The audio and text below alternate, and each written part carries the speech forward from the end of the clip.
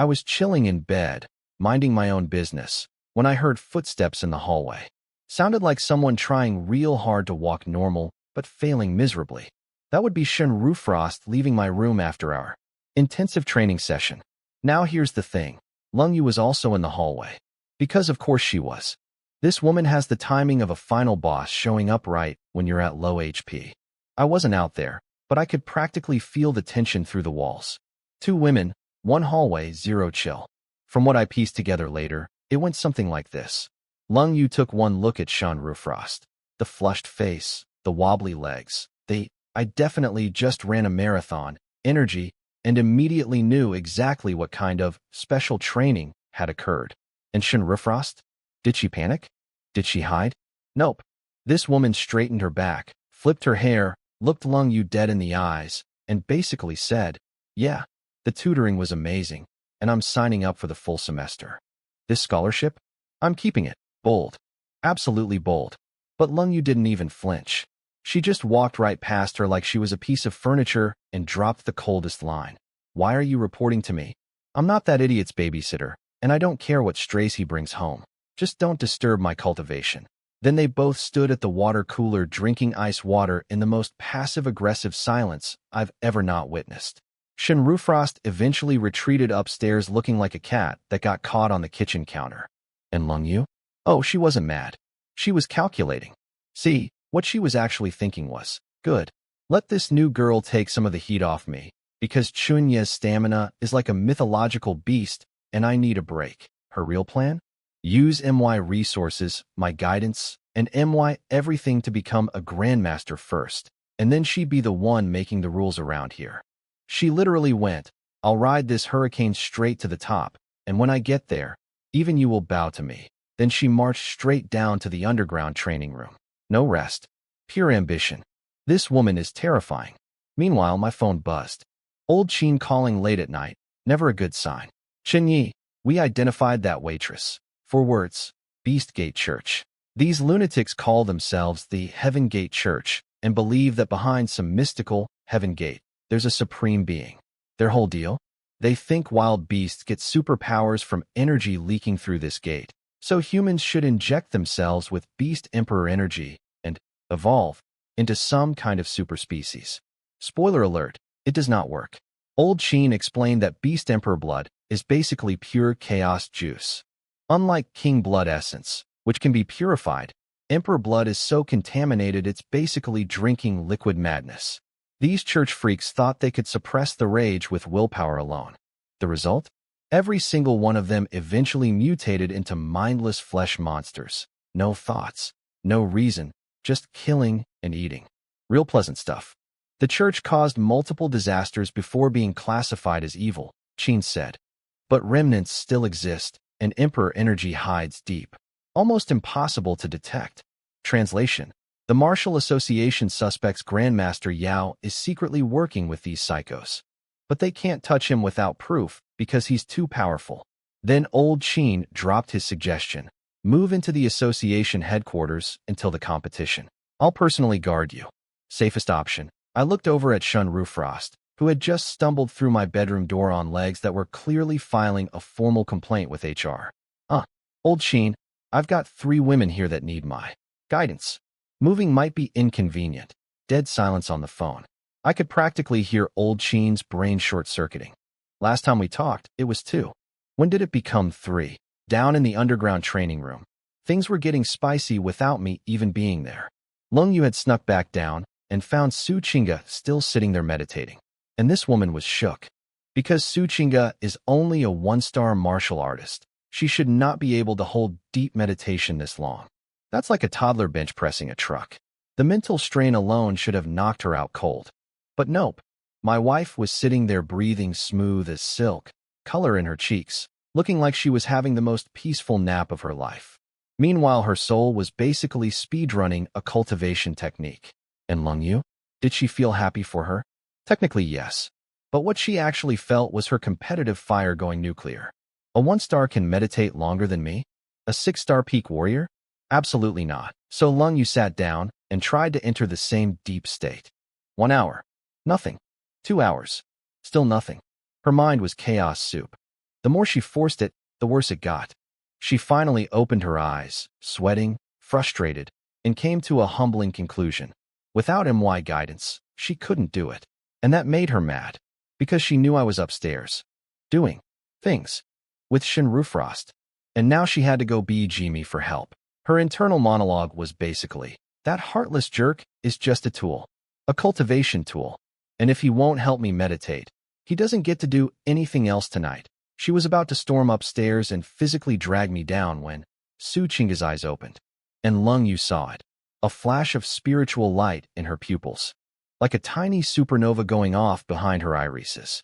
How'd it go? Lung Yu asked, trying to sound casual. My wife beamed like a kid who just aced a test. It was amazing. Lung Yu. Sister, I think I almost completed a full energy cycle. She was radiating this whole new aura. Even Lung Yu felt the pressure. A 1-star giving off pressure to a 6-star. My wife is built different. Then Su Qingge looked around the empty room, and her excited little face immediately deflated. Where's hubby? That one word, hubby, hit Lung Yu like a lemon to the eye. All the acid came rushing back. Where else? Upstairs tutoring Chen Rufrost, she snapped. Su Qingge's breakthrough joy evaporated in about 0.3 seconds. Her eyes went from sparkly to stormy. She's sweet and gentle, sure, but she's not a pushover. I left her alone for a few hours, and I was already with Chen Rufrost. Next thing I knew, Da, angry footsteps coming up the stairs like a SWAT team raid. 2 women, furious faces, marching straight for my bedroom door. Lung Yu's hand was already on the doorknob, ready to kick it open and catch me in the act. Click. I opened the door first.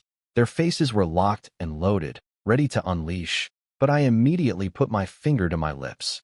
SHHH. That one gesture short-circuited their entire attack sequence.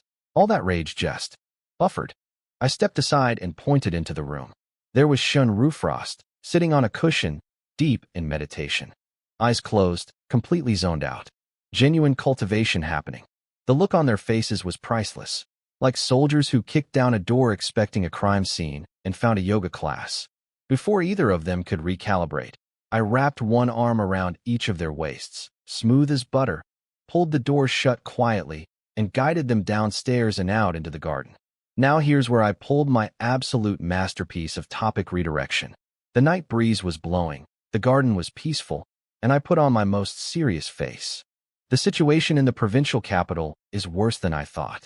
At the banquet tonight, someone was watching me, likely a spy from the Beastgate Church. Lung Yu side-eyed me so hard. I could practically read her thoughts. This man's ability to change the subject should be classified as a martial technique. But I kept going, dead serious. This isn't a joke. A waitress was secretly monitoring me. I reported it to the association, but the enforcement team lost her during pursuit. Old Qin wants me to move into headquarters for safety. Su Qing's anger melted instantly. She went from, I'm gonna kill you, to, someone's trying to kill you, in half a second. Her eyes filled with worry. Even Lung Yu's ice queen face cracked. She was still mad about the whole harem situation, but hearing about actual danger flipped her warrior switch immediately. I could tell the mood had shifted perfectly, so I turned to both of them with my warmest smile and delivered the finishing blow, but I turned Old Qin down. Because if I moved to headquarters, I wouldn't be able to train my 2 beautiful wives every day. You getting stronger, that's my greatest advantage. Boom. Topic changed. Anger diffused. Both women went from wanting to murder me to feeling special. Chen Ye, master of combat, master of cultivation, grandmaster of emotional damage control. Lung Yu heard me say, 2 wives, and let out the most sarcastic laugh I've ever heard. 2. Chen Ye, did you fail math? There's 3 women in this house now. My face froze for exactly 1 second. Then I did what any brave man would do. I owned it. You're right. It's 3. I got Chen Rufrost. It's done. No excuses. No dodging. I looked them both dead in the eyes and went full honest mode. I'm greedy. Every amazing woman in the world, I want them all. I know it's not fair to you, but I'll treat you right. I personally guided both of you through the Dragon Slumber Heart Sutra until you entered meditation before I left. I didn't abandon my duties. Then I dropped the real bombshell. Also, Chen Rufrost joining actually makes me stronger. Which makes my teaching better. Which makes you stronger. Su Qingge was biting her lip so hard I thought she'd draw blood. Lung Yu's I was literally twitching. So you're saying we're too weak? That's your excuse? Su Qingge's face went tomato red. She was stomping her foot, wanting to crawl into a hole and die. Because yes, I was basically bragging about my cultivation method right in front of Lung Yu. The absolute audacity I possess sometimes scares even me. Lung Yu took a deep breath, probably counting to 10 to stop herself from strangling me, and went, "So what about Chen Rufrost then? Did you sleep with her for the future of humanity?" "Naturally," I said without even blinking. "It raised my cultivation, which improved my teaching quality. You saw the results. I barely had to guide you, and you entered deep meditation. Give me a month minimum, a year maximum, and you'll both awaken spiritually and step into the realm of spirit masters." The audacity of this logic. The sheer mathematical gymnastics. And the worst part? They couldn't even argue because the evidence was right there. They did enter meditation faster after I leveled up. Lung Yu laughed so hard, she almost cried. But it was that scary laugh. The "I will end you" laugh. I coughed and added, "One step at a time. Can't bite off more than you can chew." Internally I was thinking, just stabilize these three for now. Triangles are the most structurally stable shape in engineering. Yeah, let's go with that. Future problems are for future Chen Ye. Su Qingge heard, "Can't bite off more than you can chew," and her eyes went wide.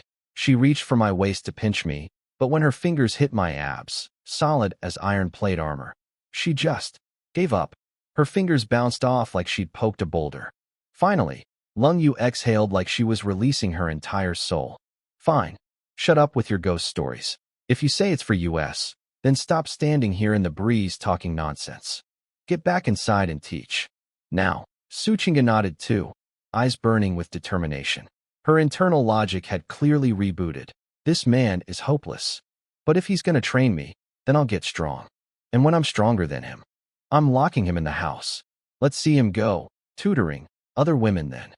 They each grabbed one of my hands and marched me back to the underground training room like they were escorting a prisoner to his cell.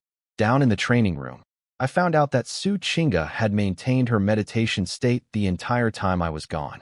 My jaw actually dropped. "Qingge, do you actually have a 1 in 10,000 spiritual talent?" Her tired eyes lit up like fireworks.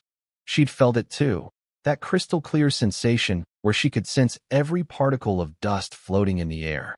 If she really had this gift, then with enough resources, she could blast through cultivation levels like drinking water and hit Grandmaster in no time. I watched her little face go all dreamy and scheming. She was definitely planning something about locking me up after she gets strong enough. I just smiled and shook my head. Then I flexed my spiritual power, invisible psychic tentacles reaching across the room, and 2 bottles of phantom sea purple saliva incense flew off the distant table, sailed 100 meters through the air, and landed perfectly in my hands. Both women stared at me like I was a magic show. I want that power, look in their eyes. Priceless. Drink these before meditating. The medicine will ride your spiritual waves straight into your consciousness sea. Best chance to awaken your powers. They both nodded, eyes like steel. "Qingge first. Your foundation is weaker, so I need to watch you closely." 15 minutes later, my wife was deep in meditation, breathing long and slow. And above her head, a wisp of purple smoke was spiraling like a tiny dragon playing with a pearl. The medicine was being absorbed by her spiritual sea in real time. Lung Yu watched this and nearly imploded. She'd spent 2 hours down here failing to enter meditation, and Su Qingge, a 1-star, just slipped into it like sliding into a warm bath the second I guided her. How? I'm a 6-star peak warrior. She's 1 star. This is mathematically impossible. Her chest was heaving with competitive rage. She turned to me with desperate eyes. "My turn." I grabbed her hand. "Come on. Let's go upstairs." She blinked. "Why upstairs?" "Separate training rooms. Won't disturb each other." I pulled her up the stairs before she could process what was happening. She was very confused. She would not be confused for long.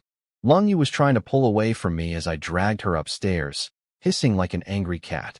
"Chen Ye, let go of me." She pumped her 6-star peak energy into her arm, fully confident she could shake me off. After all, we're both 6-star, and she's at the peak. Breaking free should be as easy as snapping a chopstick.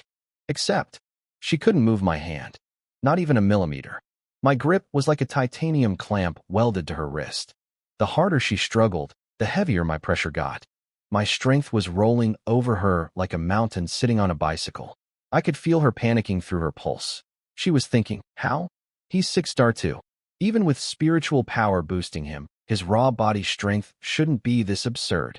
This feels like fighting a 7-star Grandmaster. Yeah, surprise, babe. Your boyfriend got an upgrade and forgot to send the patch notes. I stopped on the stairs, turned around, and gave her one look. Just one. My eyes did that thing, the deep purple glow flickering in my pupils, and I let the full weight of my spiritual pressure leak out. Just a taste. What? I said. Low voice. The kind of tone that makes furniture nervous. Lung Yu's whole body shivered. That angry speech she had loaded up? Gone.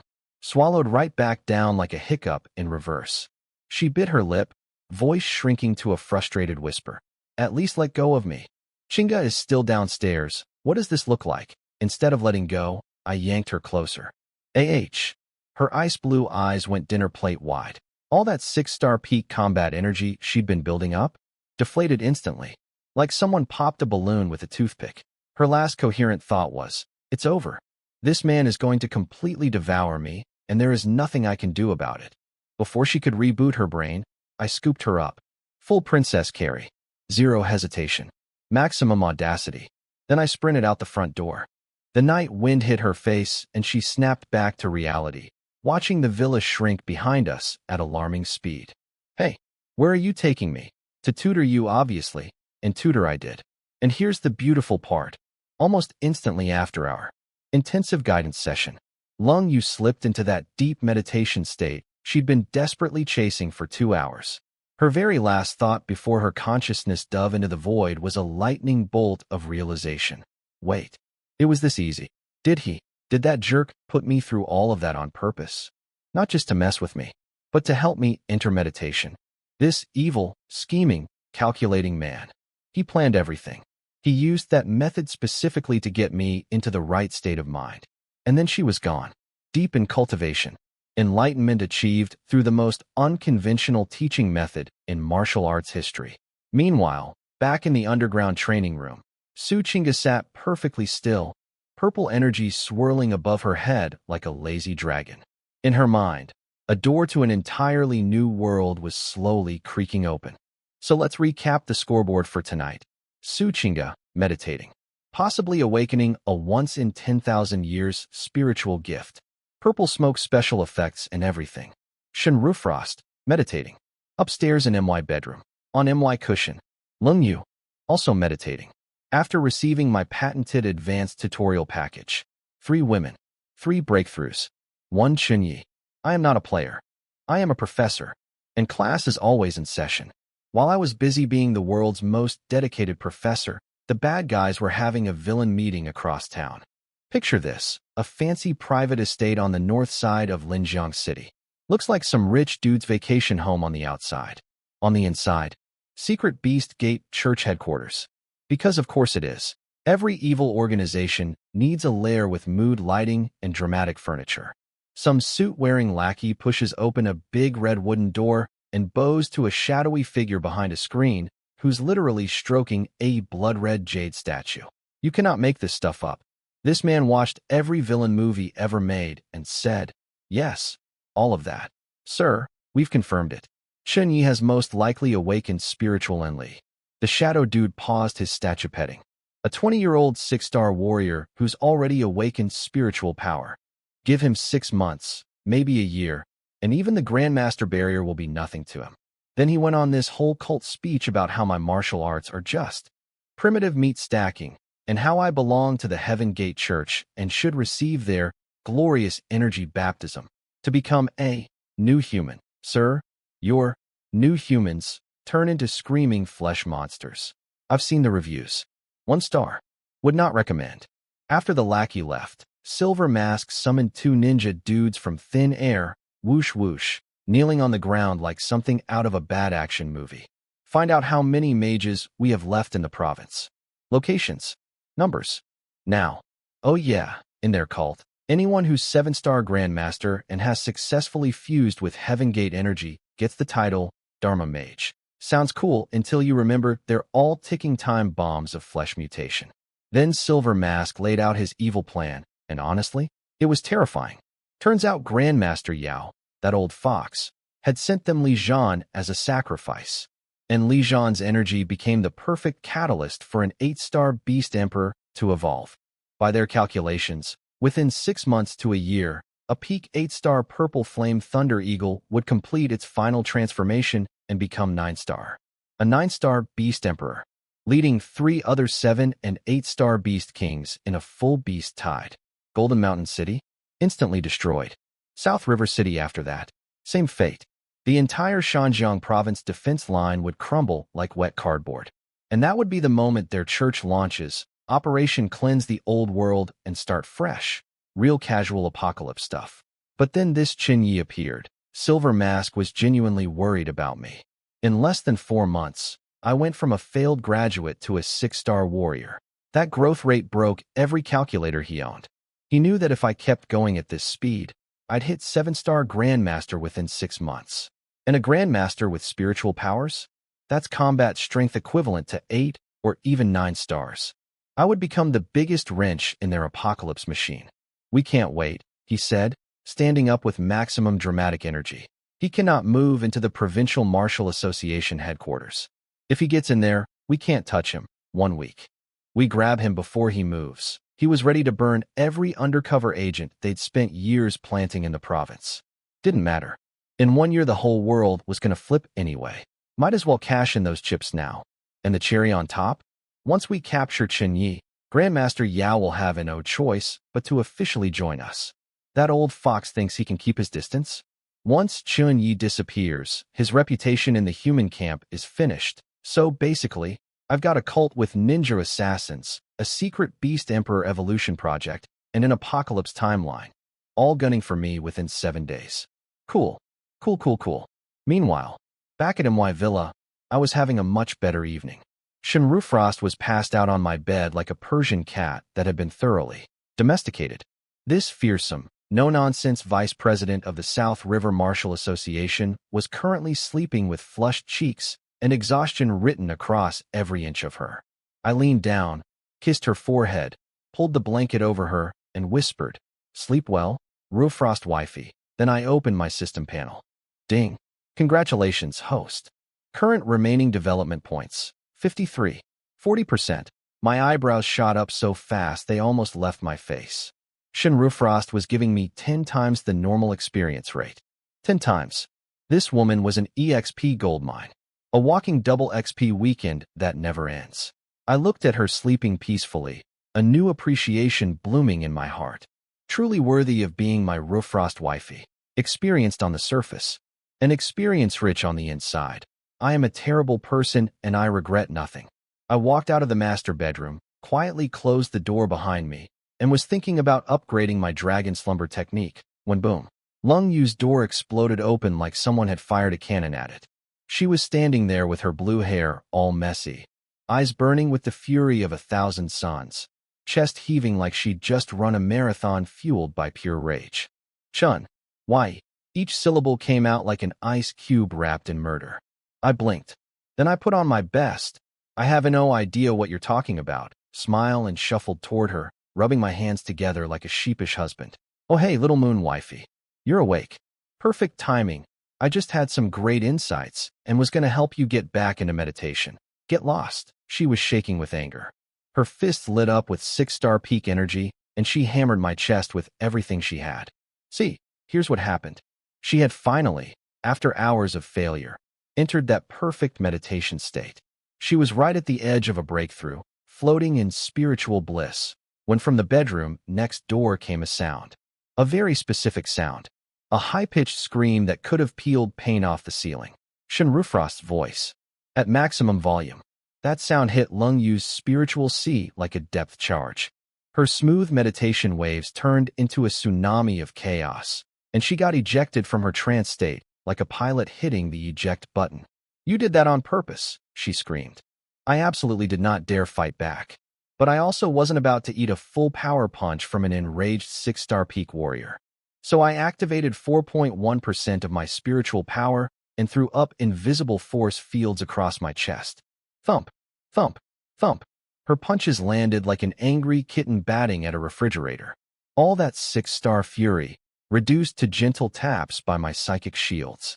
After she'd been punching for a while and got some of it out of her system, I grabbed her hands, pivoted my hips, and pulled her straight into a bear hug.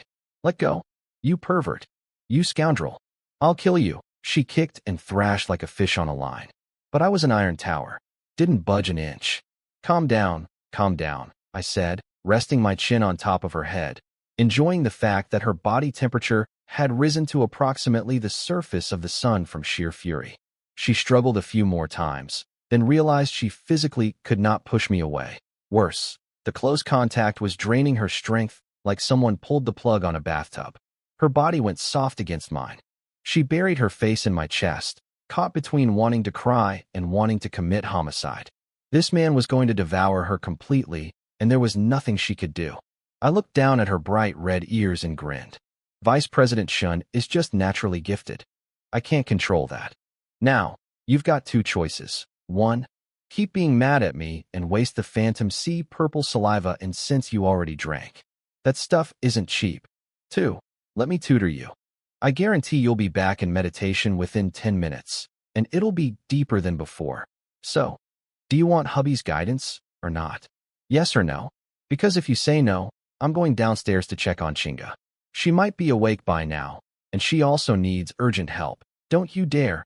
Her phoenix eyes were a war zone of embarrassment, fury, and reluctant surrender. Finally, Lung Yu gritted her teeth so hard I could hear the enamel crying, and with a voice that was half sob, half death threat, she hissed, You absolute bastard. Get in here. She grabbed me, yanked me into her room, and slammed the door. 1 hour later, the storm had passed. Lung Yu looked like a ghost, face pale as porcelain but with cheeks painted crimson. Every drop of energy had been wrung out of her like a towel in a washing machine. She could barely keep her eyes open. As she finally sank into deep meditation, her very last conscious thought drifted through her mind like a dying ember. This man is truly rotten to the core. And then, her aura went ethereal. She was in. Deep meditation achieved. I sat on the edge of her bed, nodded with satisfaction, then shook my head. Little moon wifey, you really gotta step it up. At this rate, Rufrost wifey is gonna lap you. Then I headed downstairs to check on Su Chinga. I figured she'd be done by now. Nope. She was still sitting there. Same position. Perfectly still. Like a jade statue that someone forgot to unplug. Her meditation hadn't broken for even a second. That focus is insane. I carefully extended a tiny thread of spiritual power and scanned around her. What I found made my jaw hit the floor. Her spiritual sea was undergoing a complete transformation. Going from nothing to something. From empty to real. This wasn't just meditation. This was a full-blown metamorphosis. My earlier guess was right. Chinga really is a 1 in 10,000 spiritual genius. My eyes lit up like slot machines hitting jackpot. When she wakes up from this, she might directly awaken spiritual belief and become a full spirit master. And if she awakens, that means 10 times feedback flowing back to me. My brain practically started smoking from the calculations. I looked around the villa. Complete silence. Chen Rufrost, knocked out cold in the master bedroom. Sleeping off her tutoring session. Lung Yu, deep in meditation in her room. Successfully guided after our intensive warm-up. Su Chinga, underground, in the middle of what might be the most important breakthrough of her life. 3 women, 3 different rooms, all pushing their limits. Well, if everyone else is grinding this hard, I can't be the lazy one. I grabbed a cushion near Su Chinga, sat down cross-legged, closed my eyes, and let the Dragon Slumber Heart Sutra flow through my mind. My spiritual energy started racing along the cultivation pathways like a river, finding its course. For the first time in a while, the whole house was at peace. No drama, no yelling, no awkward hallway encounters. Just 4 people, cultivating in silence. It was beautiful. It would absolutely not last. 6 hours of meditation, and I opened my eyes feeling like a guy who just pedaled a tricycle after driving a Ferrari for months. The progress was painfully slow. I refined my spiritual power by like a sliver. This is what normal cultivation feels like. How do people live like this? I've been spoiled by the 10 times feedback system, and now regular training feels like watching paint dry in slow motion. Underwater, I stood up, stretched my stiff neck, and immediately spotted Chen Ye sitting across the room, sweating bullets and trying desperately to meditate. She must have woken up, found me gone, and came down here on her own. Points for initiative. 0 points for execution. Her spiritual waves were an absolute disaster, flickering around like a candle in a hurricane. Meanwhile, Su Qingge next to her was radiating stability like a mountain with a Wi-Fi signal. Perfectly calm ripples flowing outward like she was born for this. The gap between you two is not small, I muttered. I walked over and poked Chen Ye's forehead with one finger. EK. She jolted awake, eyes wide, and found my face about 6 inches from hers. Instant tomato mode activated. Sage Chen Ye. Her whole body went from tense to jelly in about half a second. She knew she looked like a mess. I put my finger to my lips. Shoo. Then, in my most commanding voice, "We're going upstairs." She looked at me. Looked at Su Qingge still deep in meditation. Her heart rate visibly doubled. Okay, she stood up like a good student and followed me out, head down, footsteps quiet, leaving Su Qingge undisturbed in her spiritual cocoon. As we climbed the stairs, I could practically hear her thoughts racing behind me. Half nervous, half. Well, let's just say the tutoring session was comprehensive. By the end, the mighty vice president of the South River Martial Association, a woman who makes grown men tremble with a single glance, had been reduced to what I can only describe as a puddle with a heartbeat. And then she noticed I was smiling. Why? Why are you smiling? Because my system just went ding. Dragon Slumber Heart Sutra, perfected. Spiritual power 10%. Current spiritual power 14.1%. Boom. My spiritual energy erupted like a dam breaking. The entire room flooded with invisible pressure, an ocean-deep, sky-wide wave of psychic force radiating from my body. Chen Ye's pupils shrank to pinpoints. She stared at me like I'd just sprouted a second head. This? What I asked this? You leveled up again. Her voice was shaking. Her worldview was crumbling in real time. She was doing the math, and the math was not mathing. Spirit masters train for decades to get small improvements.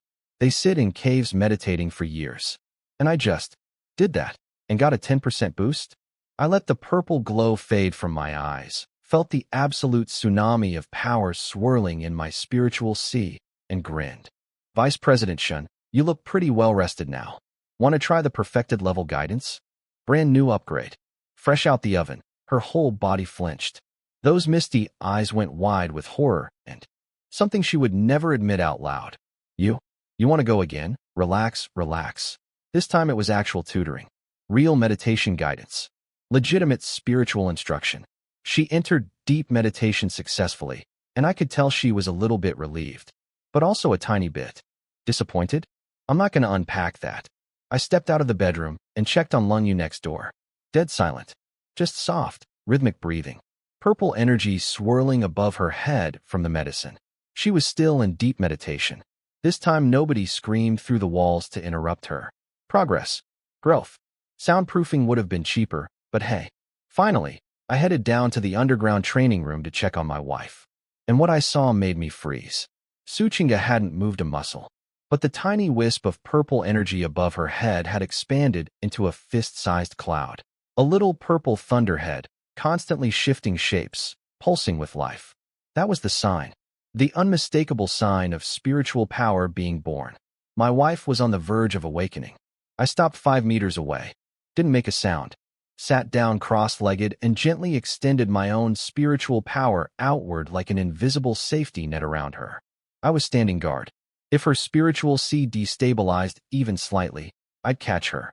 Before today, I couldn't have done this. My power was too weak. But at 14.1%, 3 times what I had before, this was easy. So there I sat, the silent guardian, the watchful husband, protecting my wife's breakthrough with everything I had. The villa was quiet. Chen Ye meditating upstairs. Lung Yu meditating in her room. Su Qingge on the edge of something historic in the basement. And me, sitting cross-legged like a Buddha with a harem management degree. Somewhere out there, a cult with silver masks was plotting to kidnap me within 7 days. But right now? Right now was about my wife becoming something extraordinary. Everything else could wait. After who knows how long, Su Chinga's eyelashes fluttered and she opened her eyes. But instead of the triumphant glow I expected, she looked frustrated, almost heartbroken. Hubby, I was so close. So close. She grabbed my sleeve like a kid who just dropped her ice cream cone, voice cracking. I could feel it. There was this invisible membrane, thin as a butterfly wing, and I just needed to poke through it. But it slipped away right at the last second. Poor thing was on the verge of tears. Too many stray thoughts, I said, pulling her into my arms. What are you doing? Her face went nuclear red instantly. The other two are still upstairs. Someone might. Hush. I let my perfected level spiritual power flow out like a warm, invisible blanket wrapping around her entire body. The upgraded version. Fresh from the oven. Premium quality guidance. And it worked. She dropped into meditation so fast, it was like someone pressed the off switch on her consciousness. 1 hour passed. Then her whole body shuddered. That purple cloud above her head exploded into 1,000 glittering shards of light that funneled straight down through the top of her skull like a reverse fireworks show. Her eyes flew open, and I saw it. Those gentle, soft eyes that normally look like warm pools of honey, they were blazing with starlight. A clear, unmistakable streak of purple was swirling in her pupils, bright and permanent. It worked. I jumped to my feet. Su Chinga blinked, still dazed, looking around like she just woke up on a different planet. Then her gaze landed on me. She didn't say a word. She just thought about something. Whoosh. A metal teacup sitting on a shelf across the room launched itself into the air, sailed in a perfect arc, and landed right in my hand. No strings. No tricks. Pure telekinesis. Her face went from confused to ecstatic in about 0.2 seconds. Hubby, I actually did it. I grabbed her, scooped her up, and planted a big fat kiss right on her cheek. Yes, you did. Wife, you're a genius. Meanwhile, my system was going absolutely crazy in my head. Ding. Partner Su Chinga has successfully awakened spiritual power, 0.1%. 10 times feedback triggered. Congratulations, host. Spiritual power 1%. Current spiritual power, 15.1%. Boom. Another expansion. My spiritual sea surged outward like someone kicked down the walls of a swimming pool. Everything within 100 meters snapped into crystal clear focus. I could track individual dust particles floating through the air. Every vibration, every whisper of movement, mapped in perfect detail. And here's the thing that really blew my mind. Lung Yu, my 6-star peak warrior girlfriend, was still struggling to break through. But Su Chinga, a 1-star beginner, got there first. My wife's talent wasn't just rare. It was terrifying. The kind of genius that shows up once in 10,000 people. Maybe 100,000. And the more talented she is, the more insane my 10 times feedback becomes. Her ceiling is my ceiling times 10. I was mentally doing cartwheels. Meanwhile, Su Chinga was melting in my arms like a chocolate bar left on a car dashboard. Her body was in that ultra-sensitive post-breakthrough state, and my body heat was basically short-circuiting her entire nervous system. Stop. Let go of me, she whispered, pushing against my chest with all the force of a sleepy hamster. Her voice was so quiet only my enhanced spiritual perception even caught it. Let go? On today of all days? I grinned, tightening my arms around her waist. My wife just awakened spiritual powers. This is a historic moment. We need to celebrate. Not here. We can't. MMPH. Whatever protest she had loaded up got permanently deleted by what I did next. The underground training room lights glowed soft and warm. And Chen Ye's celebration protocol commenced. Because when your wife becomes a psychic prodigy and your system hands you a fat 1% bonus on top of it, you don't just shake hands and say, "Good job." You celebrate. Aggressively. Morning light crept through the windows as Su Chinga and I emerged from the underground training room, looking like two people who had been doing anything other than training. You let go of me right now. My wife squirmed out of my arms, face the color of a fire truck. She caught her reflection in a mirror, flushed cheeks, dreamy eyes, the whole. Just had a spiritual awakening plus celebrations. Look, glared at me one more time, and shuffled off to the bathroom to make herself presentable. When we walked into the dining room together, the atmosphere was interesting. Lung Yu and Shun Rufrost were already sitting at opposite ends of the table like two chess queens guarding their corners. Both had that post-intensive training glow on their faces. But the second Su Chinga stepped through the door, both of them froze. Something was different. My wife was still technically a one-star nobody in terms of raw power. But there was this pressure coming off her now. Something invisible but undeniable. Like standing next to a still lake and sensing a leviathan sleeping underneath. Both six-star warriors felt it, and they did not like it. I clapped my hands, beaming like a proud father at a graduation ceremony. She awakened spiritual power. What? She what? The devastation on their faces was magnificent. These two had been getting tutored within an inch of their lives trying to cross this threshold. They'd been sweating, struggling, meditating for hours, and they were still just barely touching the doorstep of entering meditation. And Su Chinga, the woman they both privately considered the weakest link, beat them both to it.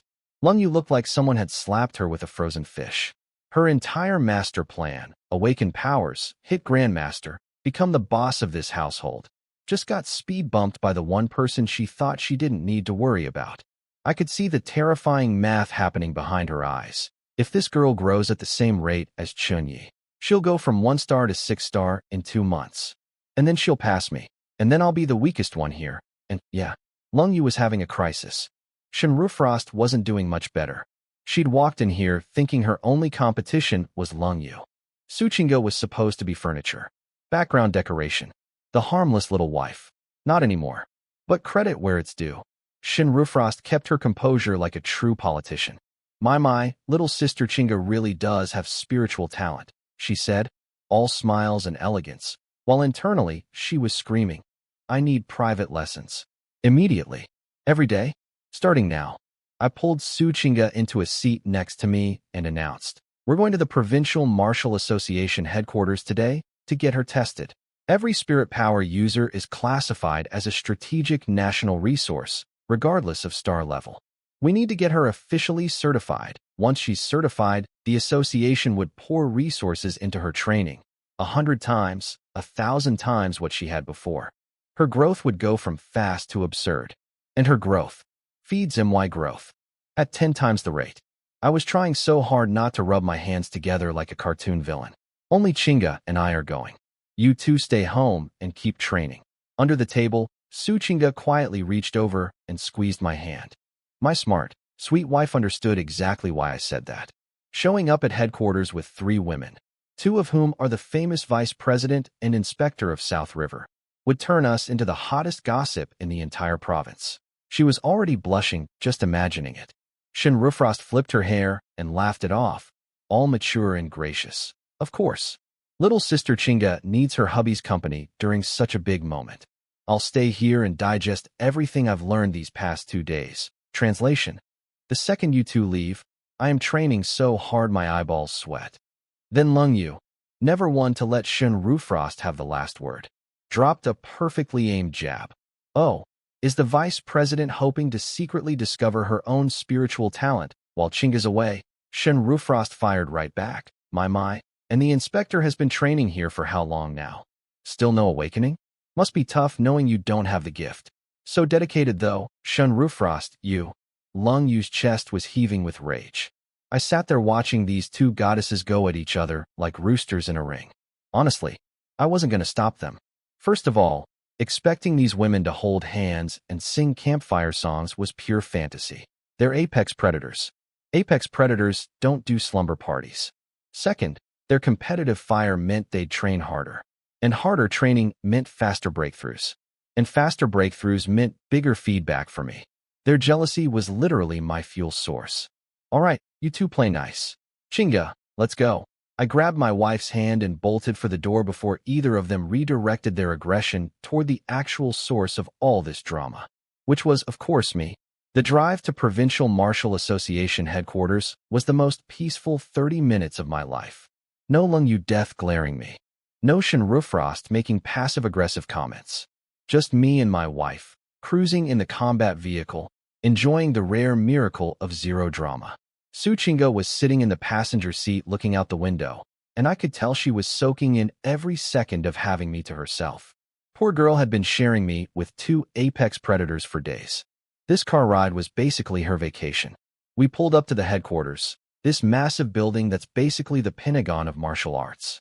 Warriors everywhere, ranging from 3-star grunts to the occasional 7-star Grandmaster. Now, normally you can't just park at the front entrance. But the second my tires stopped rolling, a senior specialist came sprinting out like I was a celebrity arriving at a premiere. Chief Chen, welcome to headquarters. The respect in her voice was borderline religious. Warriors in the plaza started rubbernecking immediately. Who is that guy? He gets a personal escort. Bro, that's a secretary division specialist. She's meeting him at the door. He's so young. And that girl with him. She's stunning. Is she from some big family? Did she just call him chief? My wife was looking ethereal today. White combat suit, hair flowing free, skin glowing like polished jade after 3 days of intensive cultivation guidance. Plus her newly awakened spiritual power gave her this otherworldly aura that made regular humans do double takes. She squeezed my hand a little tighter as we walked through the crowd. I could tell she was nervous, but also secretly loving the VIP treatment. We took the S-Class exclusive elevator, the one that screams, "I'm important, and so is my parking space," straight up to floor 88, the standard spirit power testing zone. The room had these half-sphere sensor stones glowing with blue energy lines. Very sci-fi, very official. The grading system goes D, C, B, A, S. Miss Sue, please touch the sensor stone and channel your spiritual power, the specialist said. Suchinga stepped up, took a breath, and, H-yung.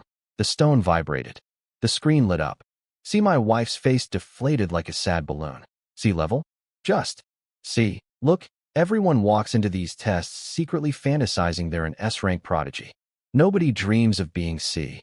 That's like checking your exam results hoping for an A and getting a B-. The specialist jumped in immediately. Miss Sue, please don't feel discouraged. Most awakeners start at E or D. C rank is already incredibly powerful. A C-rank 6-star peak warrior can fight 2 regular 6 stars simultaneously. With proper training you can reach B rank, and B rank 6-star peak warriors can go toe-to-toe with 7-star Grandmasters.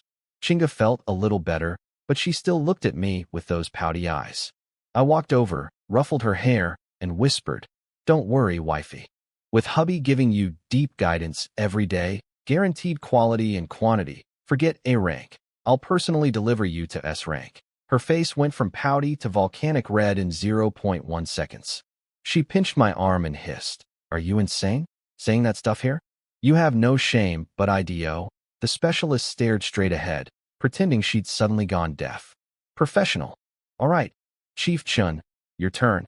I nodded, walked up to the sensor stone, and placed my palm on it. What happened next was not in anyone's contingency plans. Boom. Every light on the floor started seizuring, flickering like a haunted house on overdrive. Crack. A deep fracture split across the surface of the sensor stone. The screen didn't show a letter. It showed bright red error warnings. Warning. Energy overload. Cannot parse. Warning. Data overflow.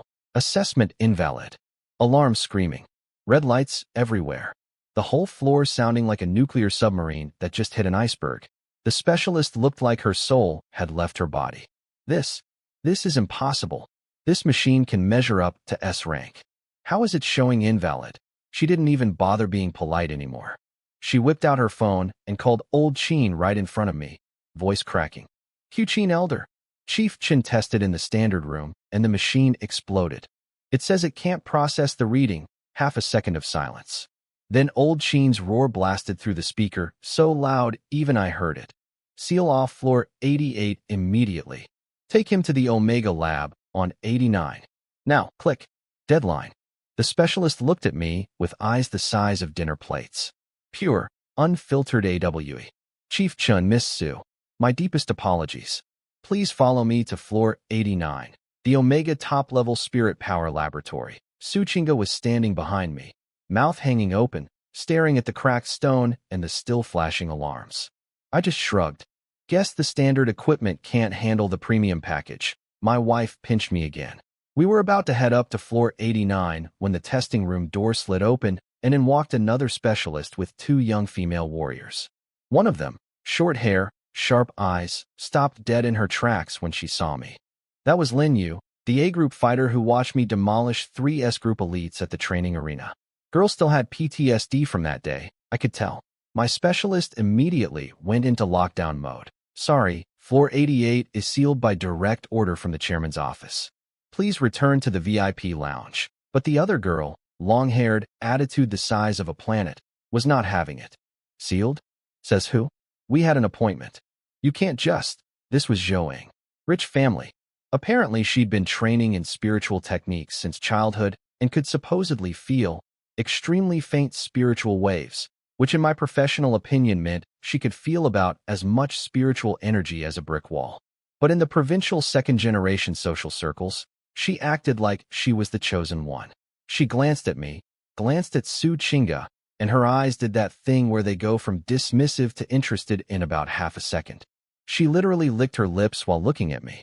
Su Qingge felt that predatory gaze immediately. Her arm locked around mine like a vice grip. The internal alarm was blaring. More women?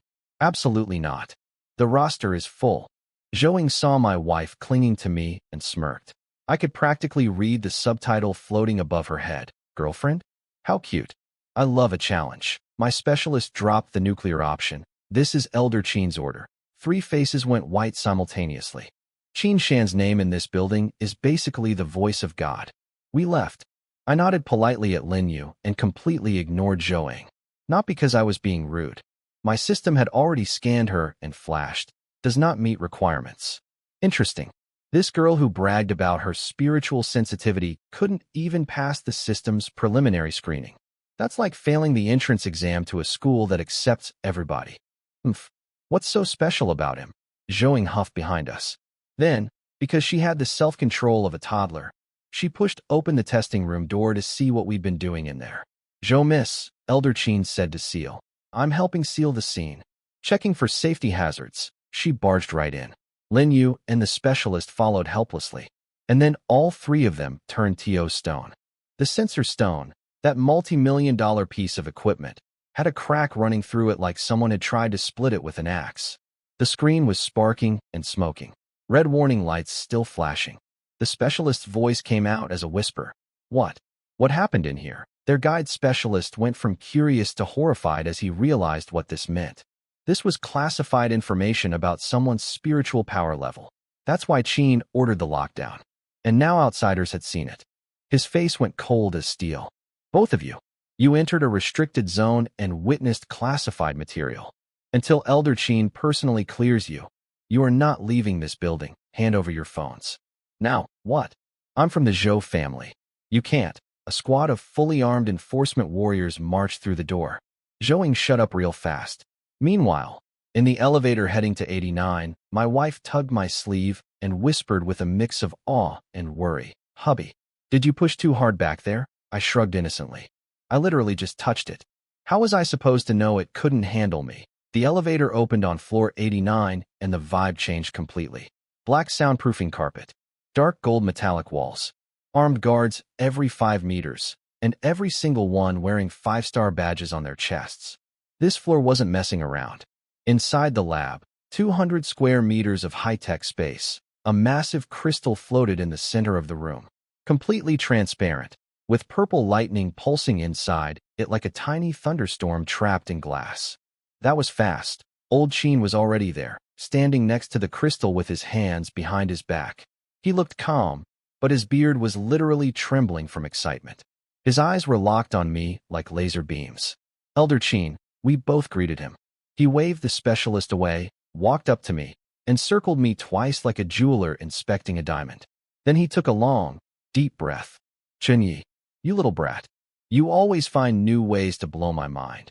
He pointed at the floating crystal, face dead serious. This is a Heaven Gate meteorite origin stone. Refined from meteorite, or that fell from the Heaven Gate itself. In theory, it can withstand spiritual pressure at the war god level. He looked me straight in the eyes. This time, don't hold back. Su Qingge was standing off to the side, looking like she was trying to breathe through a pillow. The raw pressure coming off that floating crystal was making even her newly awakened C-rank powers feel like a candle in a thunderstorm. I looked at the Heaven Gate meteorite origin stone, purple lightning dancing inside it like a caged dragon, and smiled. Since Elder Chen insists, I'll give it a try. I stepped forward. One step, and the entire room felt it. My hand reached out. Fingertips touched the crystal. Gravity just left. Papers flew off desks. Light instruments floated into the air. The whole lab turned into a zero-gravity chamber, like someone flipped the space station switch. The crystal's interior went from clear to deep violet purple. Lightning inside it went absolutely berserk. The screen started counting. S, S, SS, SSS. Old Chen's hands, which had been calmly clasped behind his back, clenched so hard his knuckles sounded like popcorn. His eyeballs were doing their absolute best to escape his skull. SSS rank. Good. Good. Good. 3 goods. So loud the metal shelves in the lab started vibrating. The old man looked like he'd just found out he won the lottery, discovered a cure for aging, and had his favorite team win the championship all at once. Then his brain connected the dots, and he grabbed my shoulder hard enough to make the air grunt. I knew it. 4 months from 1 star to 6 star. There was only one explanation. SSS level spiritual power. That's how you climbed so fast. The stronger your spiritual power, the deeper your control over chi and martial comprehension. It all makes sense now. Here's the thing about SSS rank. It's not actually the top. It's the limit of what human technology can measure. Everything past SS that can't be quantified just gets slapped with the SSS label. It's basically the system going, I give up, you broke math. As for why I never tested this high before, spiritual power is mysterious and sometimes hides itself. Totally normal. Convenient excuse, and actually true for once. Then old Chen's excitement vanished. His face went stone-cold commander mode. Chen Ye, listen carefully.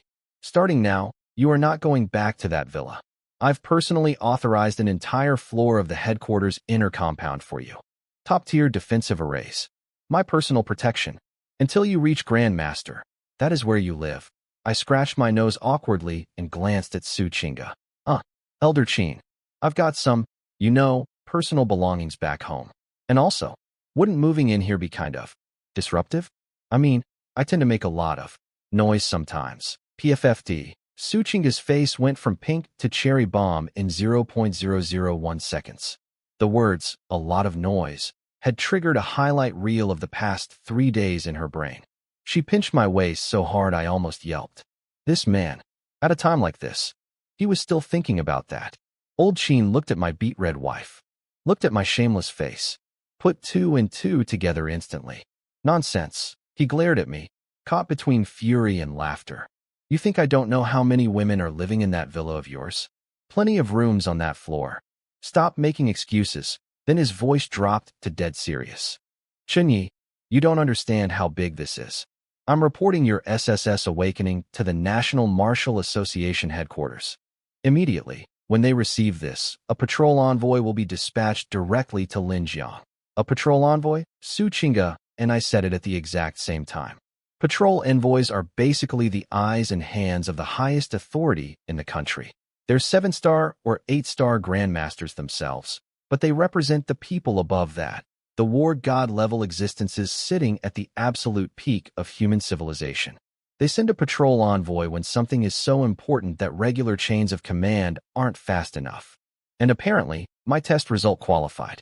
Those rats hiding in the shadows, Old Chen said, staring out the window at the clouds. If they find out China has produced an SSS-level spirit master, they will launch suicide attacks. No hesitation. Until the envoy arrives, you stay in this building. You go nowhere. The weight in his voice hit me like a truck. I'd walked in here planning to show off a little, maybe score some free resources from headquarters. Instead, I accidentally poked a hole in the sky. All right, Elder Chen, I shrugged. But I need to go get the others first. You stay? I'll send a military escort to bring them. Elder Chen, relax. I'm an SSS-level spirit master, remember? Who's gonna mess with me? Old Chen stared at me. And for just a second, his eyes went red. He turned away fast, so we wouldn't see. But I caught it. In that moment, I wasn't just his student or his project. He saw someone else in me. Someone he lost 60 years ago to a Beast Gate church attack. His own son. Just as talented. Just as brilliant. Back then, he was only a 7-star Grandmaster. strong enough to fight armies, but not strong enough to protect his own blood. That failure haunted him for a lifetime.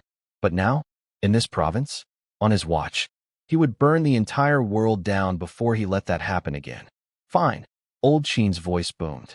Then I'm coming with you, an SSS-level spirit master and a legendary elder, riding together to pick up my 3 girlfriends from my bachelor pad. This was either going to be the safest road trip in history or the most awkward car ride of old Chen's life. Probably both. Meanwhile, literally outside my villa, hiding in the pine trees like the world's most dangerous birdwatchers, the Beastgate Church had assembled a hit squad. Silver Mask himself was there, the big boss from that creepy estate, and he'd brought a friend, a hunched-over dude in a dark red robe, carrying a bone knife made from some mystery beast, with 0 energy signature but terrifying red light flickering in his eyes whenever he blinked. This was Blood Owl, a 7-star Grandmaster who had successfully fused with Heaven Gate energy and kept his sanity. One of the church's legendary mages, the kind of guy other bad guys call when they need a bad guy. A scout knelt before them, sweating bullets. Sir, the target left 2 hours ago, with 1 woman.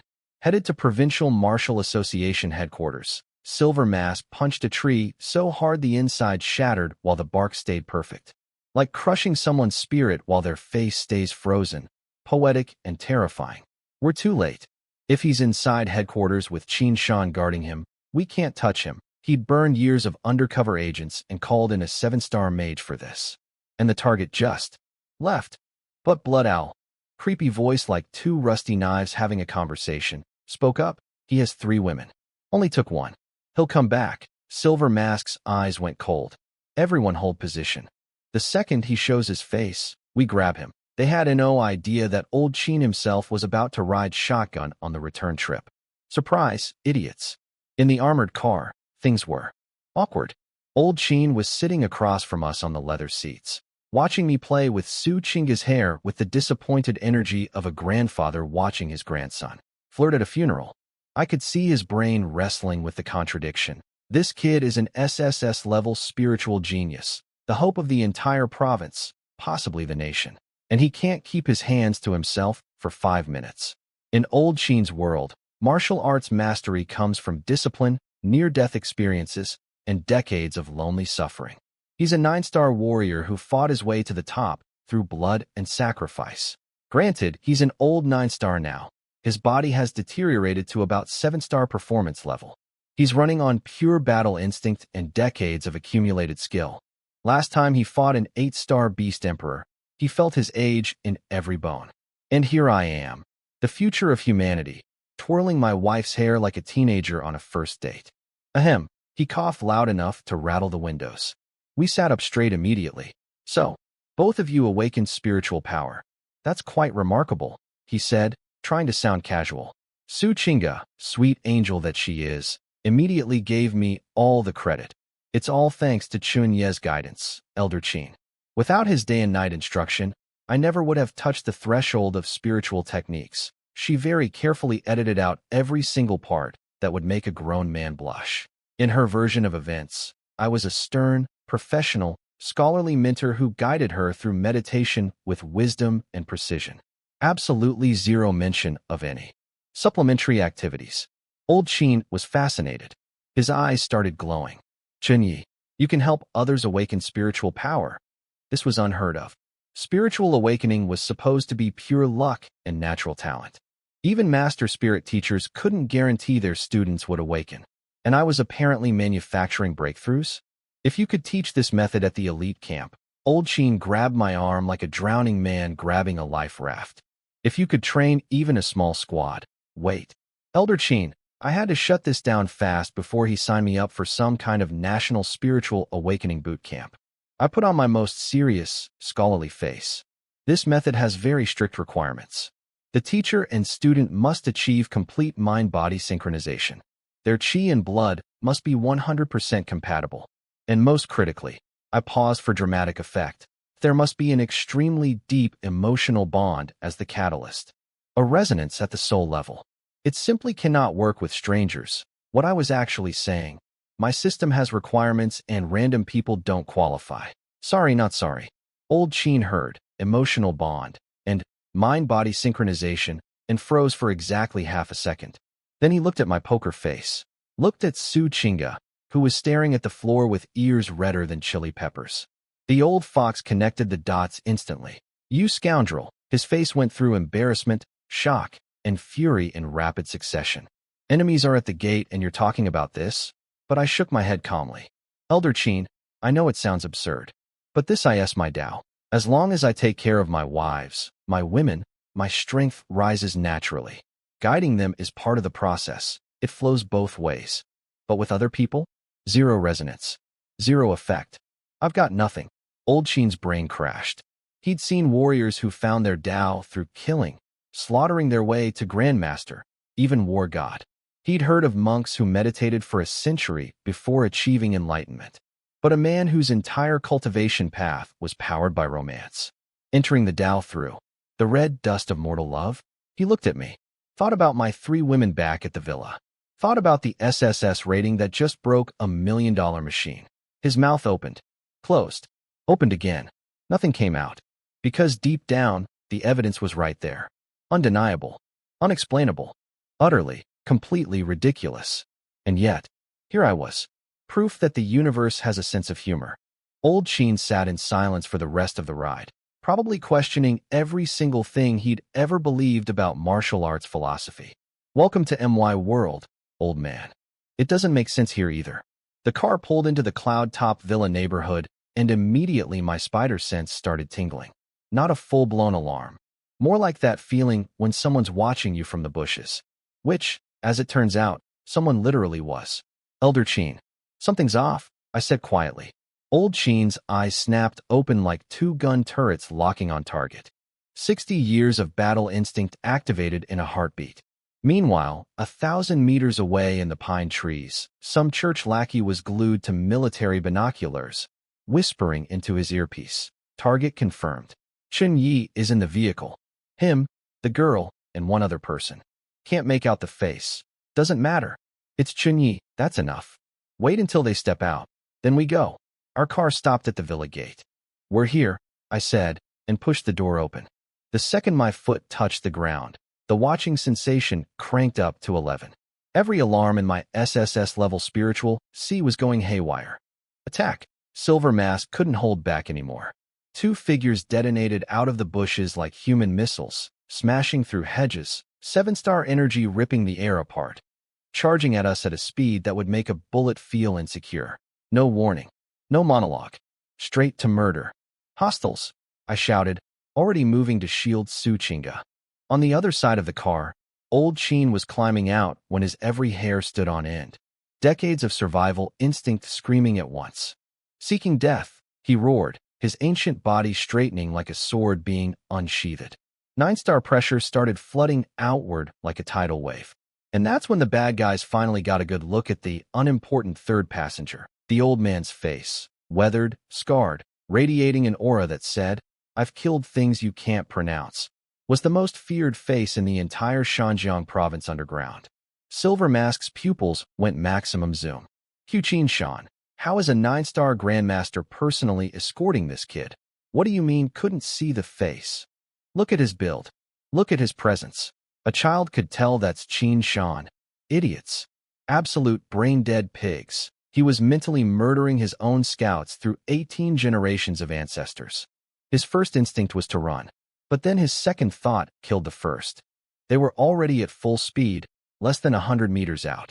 At 7-star velocity, that's basically arm's length. Turning around now would mean showing their backs to a 9-star Grandmaster. That's not retreating. That's volunteering to die. And then Silver Mask noticed something. Old Qin had no weapon. An elderly 9-star with no weapon? Combat power cut in half at least. We can take him.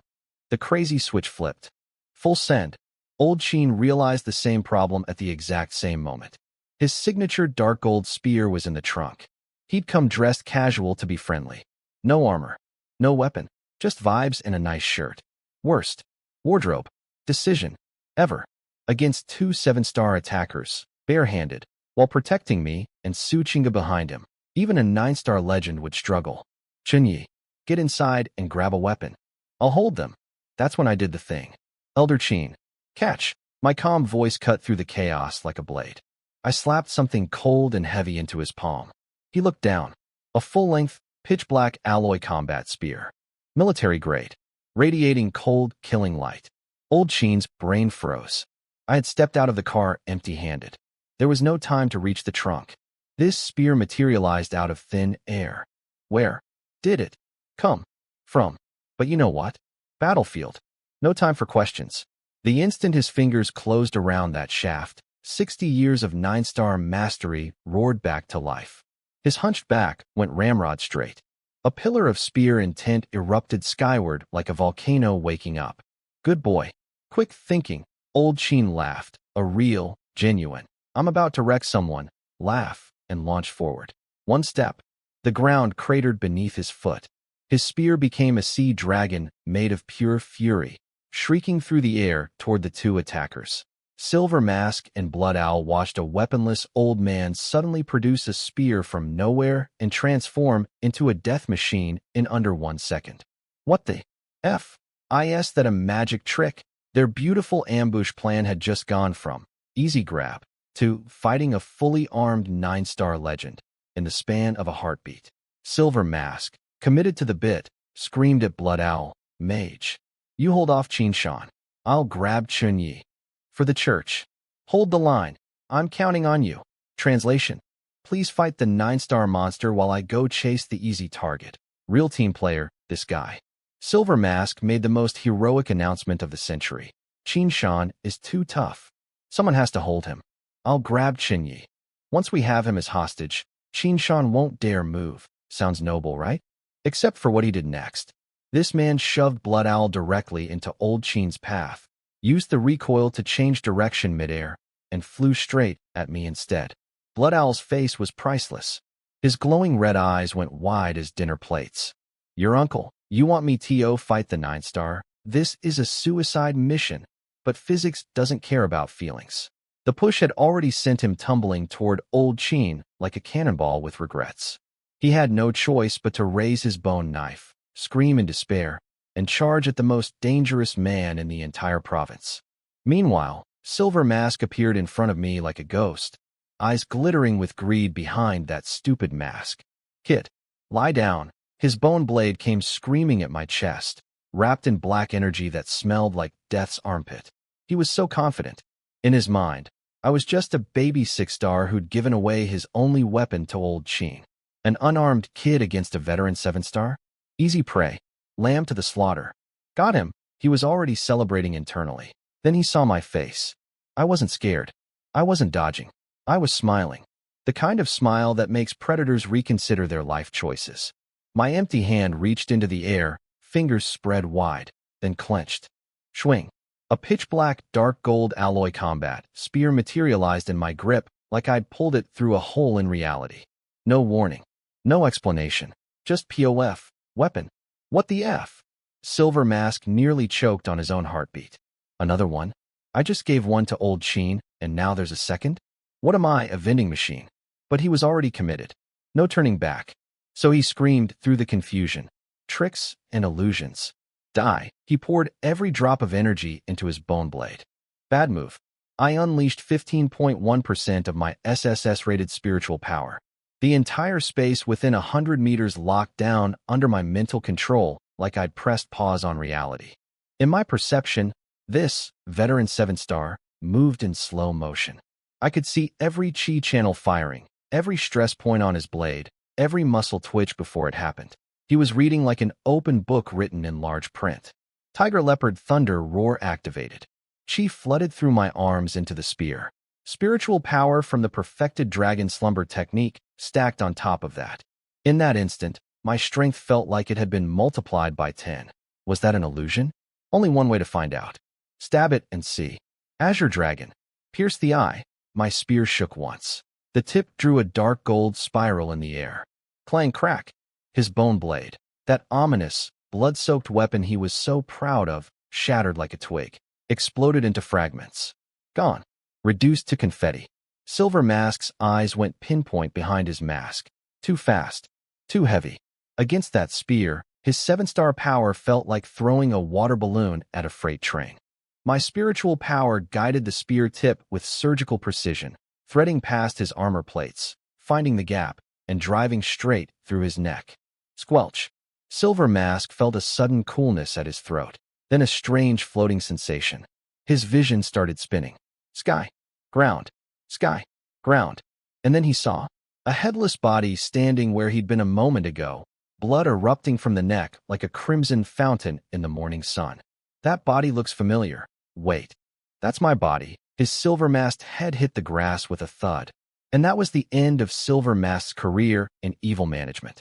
Inside the car, Su Chinga was white as paper, gripping the leather seat so hard her knuckles had gone transparent. 1 second she was sure she was about to die. The next second, she watched her husband, the same goofball who spends every day teasing her and finding excuses for celebrations, transform into a literal god of war and decapitate a 7-star enemy with one thrust. She stared at my back through the car window, brain completely offline. That's hubby's real strength. He just one shot. Fear hadn't even finished leaving her body before pure AWE crashed in to replace it. A wave of, my man could end civilizations. Energy washed over her, and something primal in her brain went, yes. This is why we put up with the other 2 women. On the other side of the battlefield, old Chen had been genuinely worried about me for half a second. Then he saw Silver Mask's head go airborne, and his concern evaporated like spit on a hot pan. The old man's battle spirit, dormant under years of aging, erupted like a volcano finding a second wind. Surat, you're staying too. His dark gold spear hummed with dragon song as he turned his full attention to Blood Owl, who was, at this point, deeply regretting every single decision that led to this moment. Blood Owl saw his boss's head go flying, and his survival instinct went from fight to FLE, faster than I've ever seen a 7-star move. Too bad old Chen was right there. Stab, stab, stab, stab. Old Chen's spear became a blender. Every thrust carried the absolute authority of a 9-star Grandmaster who was done being polite. Blood Owl's dark red armor got ventilated with holes so fast, it looked like Swiss cheese cosplaying as body armor. The legendary mage of the Beast Gate Church feared across the underworld, dropped to his knees, clutching his bone knife, head hanging, and died looking like he was praying for a better afterlife where his boss wasn't a backstabbing coward. 2 7-star killers. Less than 1 minute. Both dead.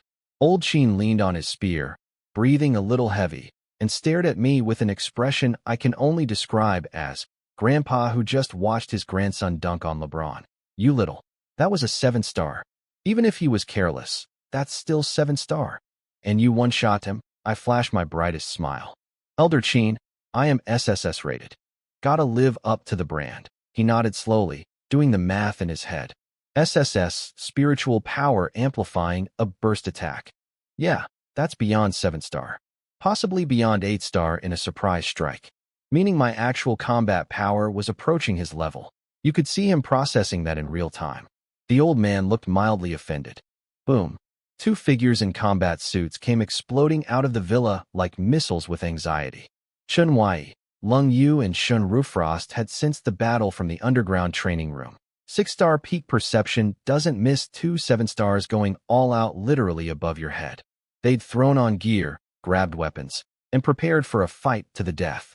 Then they got outside and found 2 corpses and 0 action remaining. Lung Yu was still holding her spear in attack position. Shin Rufrost's twin blades were gleaming. Both women stood there like soldiers who kicked down a door and found the party already over. This is... Lung Yu stared at the headless body, then at the kneeling dead Blood Owl, and felt the lingering pressure in the air. Pressure way beyond her level. Grandmaster pressure. Her voice was shaking. These were Grandmasters. Shin Rufrost's eyes were the size of moons. It's already over. They'd mentally prepared for a last stand. They'd accepted they might die today. And they come out to find me standing in a blood puddle-looking board. I walked over and, because I physically cannot help myself, wrapped one arm around each of their waists, right in front of old Chen, grinning like an idiot. You 2 are a step late, wives. These 2 blind fools got handled. Just a casual cleanup. See casual? Lung Yu's mouth twitched. Those were Grandmasters. People who can do whatever they want in this entire province. And you call it casual. Then, in perfect unison, and where are your hands? Both women went cherry red. Being waist-grabbed is one thing. Being waist-grabbed and squeezed in front of a 9-star elder who's watching with visible amusement? That's a whole different tier of public humiliation. They shoved my hands away and retreated 2 steps, refusing to make eye contact with old Chen, who was leaning on his spear with the most entertained expression a centuries-old warrior has ever worn. Mortifying. Then the car door opened and Su Chinga came stumbling out, threw herself into my chest, locked her arms around my waist, and started shaking. "Hubby, you scared me to death." Her voice cracked. She was genuinely terrified. My heart actually softened for a second there. Behind her, Lung Yu and Chen Rufrost watched this hug happening, and their eyes twitched in synchronized annoyance. Is this little fox marking territory right now? Using her weakness as an excuse to claim him in front of everyone. Old Chen stood there watching me surrounded by 3 women in various states of anger, tears, and jealousy, and his expression went through about 17 emotions. He'd once suspected me, wondered if my insane growth rate meant I was secretly using forbidden techniques or working with evil organizations. But after fighting side by side with me, feeling my energy up close, seeing my chi, his doubts evaporated completely. My power was pure, overwhelming, full of life. Nothing like the twisted, corrupted beast energy those church freaks used. Then his brain circled back to my romance cultivation explanation from the car, and for one terrifying second, I saw a thought flicker across his face. Some idea he immediately killed and shook his head about. Whatever it was, he decided he was too old for that path. Good choice, Elder Chen. Su Chinga finally noticed the 2 death glares and one amused grandpa stare aimed at her, released me like I was on fire, and punched my chest. Why didn't you warn me there were people watching? So embarrassing. I coughed and put on my serious face. All right, we're moving. Today, Old Chen nodded firmly. The Beast Gate Church sent 2 7-star officers on a suicide mission. They're desperate enough to risk everything. This villa is compromised, too remote, too exposed. You're all relocating to headquarters immediately. Then his tone shifted to something warmer. Also, Chen Ye, you've earned a major merit for today. 2 confirmed high-ranking church members eliminated. The bounty alone is over 20 million. But the real prize is the internal association rewards. 20 million and association rewards for taking out trash that was literally trying to kidnap me. Not bad for a Tuesday morning. Within 10 minutes, helicopters and armored vehicles swarmed the villa like I'd called in an airstrike on my own house. The 2 Grandmaster corpses got bagged and tagged faster than takeout delivery. I took one last look at the villa I'd barely broken in and turned to my 3 women. Anything you can't live without? No? Then let's bounce. Su Chinga hugged her box with the 1,000-year lightning struck would like it was a teddy bear. Shook her head obediently.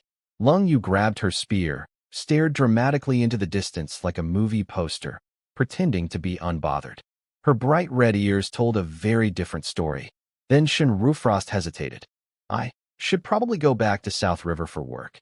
Translation, my shame meter is at 99%, and if I move into headquarters with you in front of everyone, it's going to explode. My hand locked on her arm before she could take a single step. Rufrost, what's the rush? Come check out the new place first. Old Chen gave us a whole floor. Seems wasteful to leave it empty. Chen Ye, don't push it. Her face was on fire. I leaned in close to her ear and whispered, word is the rewards for killing those church leaders are huge. Her eyes went wide. Her struggling body went still. Rewards? As in, rewards she could share? Her brain instantly replayed the image of Su Chinga's purple meditation cloud, powered by phantom, sea purple saliva incense. Resources that warriors would kill for. I watched Chen Rufrost's internal battle between dignity and cultivation resources play out in real time. It lasted about 1.5 seconds. Dignity never stood a chance. Well, since you're being so sincere about it, I suppose I can take a look. She let me pull her into the car with all the resistance of a wet noodle. Lung Yu's cold snort could have frozen lava. Pathetic. One mention of resources, and her legs stopped working. Chen Rufrost fired back a graceful eye roll that said, like you're any different, honey. Meanwhile, back on floor 88, the 2 girls who'd barged into the testing room, Zhou Ying and Lin Yu, were having a significantly worse day. Zhou Ying was pacing around the holding room like a caged tiger. This is ridiculous. I'm from the Zhou family. All I did was look. How dare they lock me up like a criminal? Lin Yu, the smarter one, was sitting quietly, brain running at full speed. Did you see that sensor stone? Whatever broke it was beyond anything normal. Qin Shan sealed the floor because Chen Ye's awakening level is probably something terrifying. Zhou Ying huffed and sat down, but her mind drifted back to my face. My eyes. My presence. She licked her lips unconsciously. She'd partied with every elite young master in the province.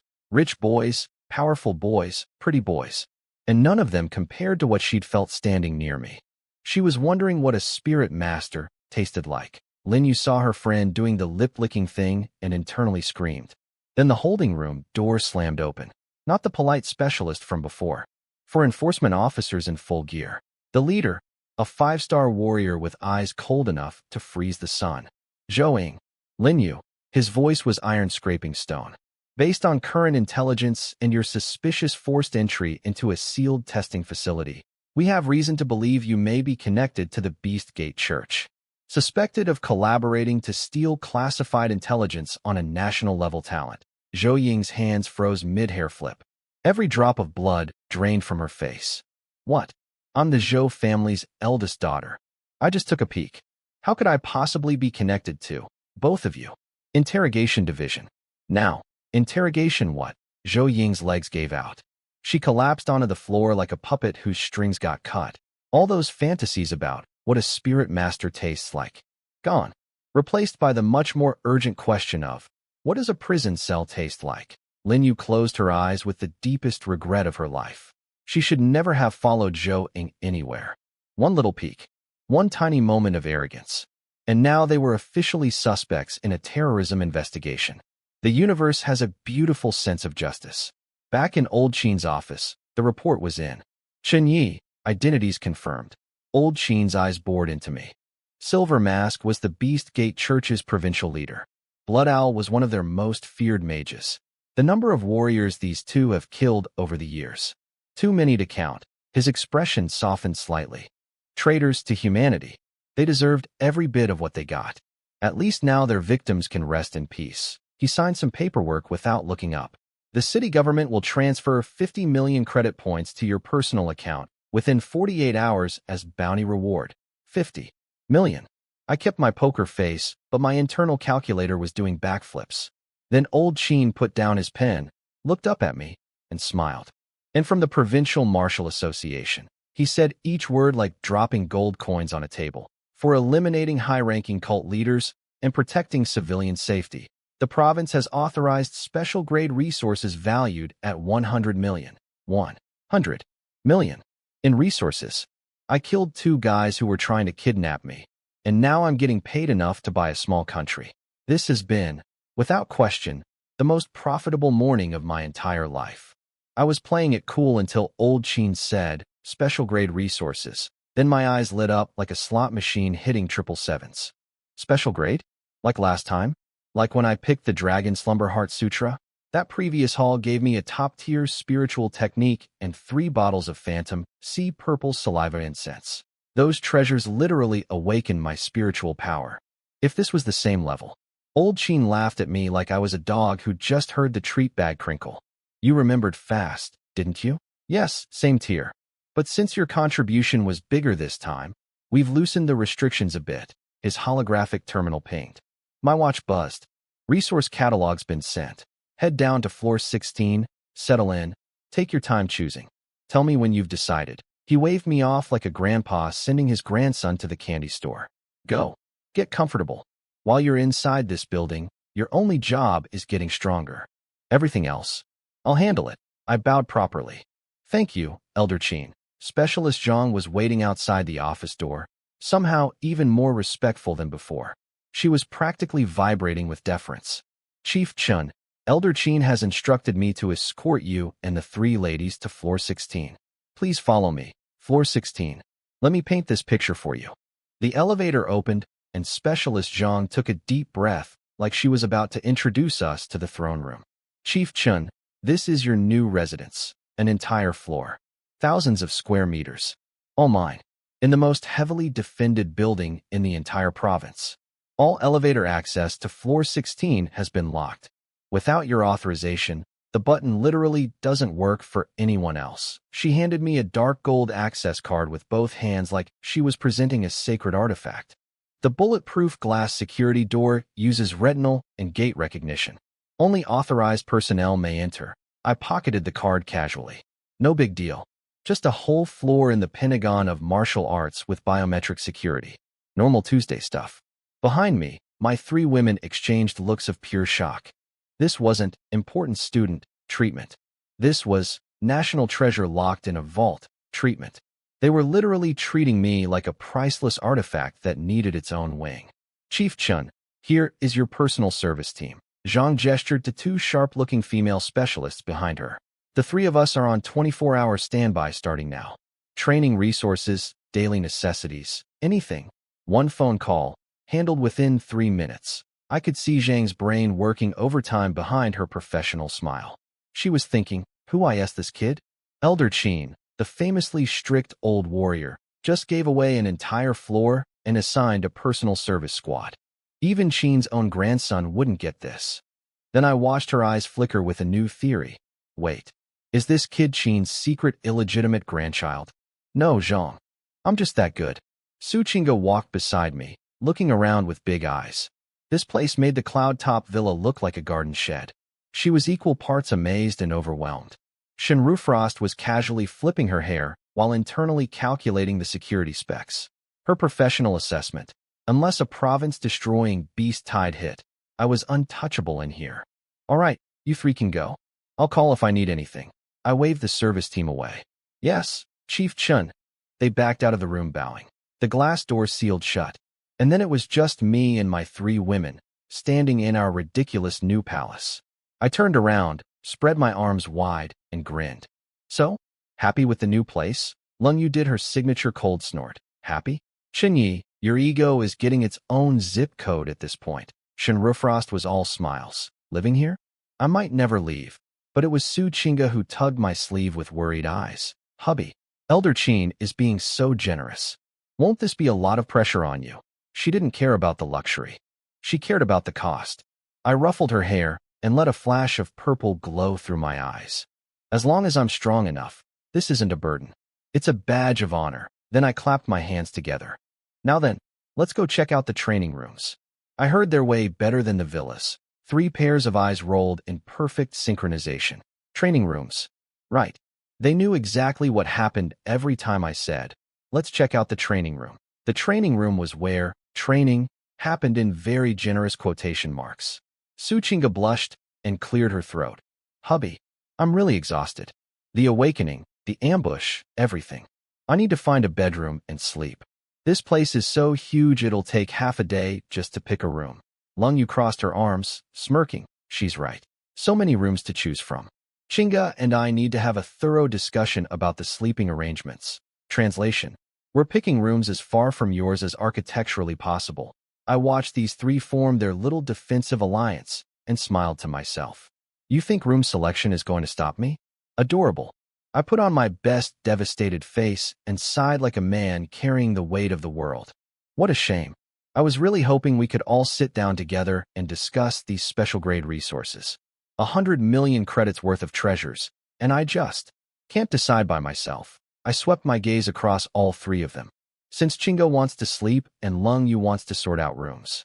Rufrost, guess it's just you and me? Chen Rufrost had been standing on the sidelines with popcorn energy, enjoying the show. The second I called her name, her fox eyes lit up like Christmas came early.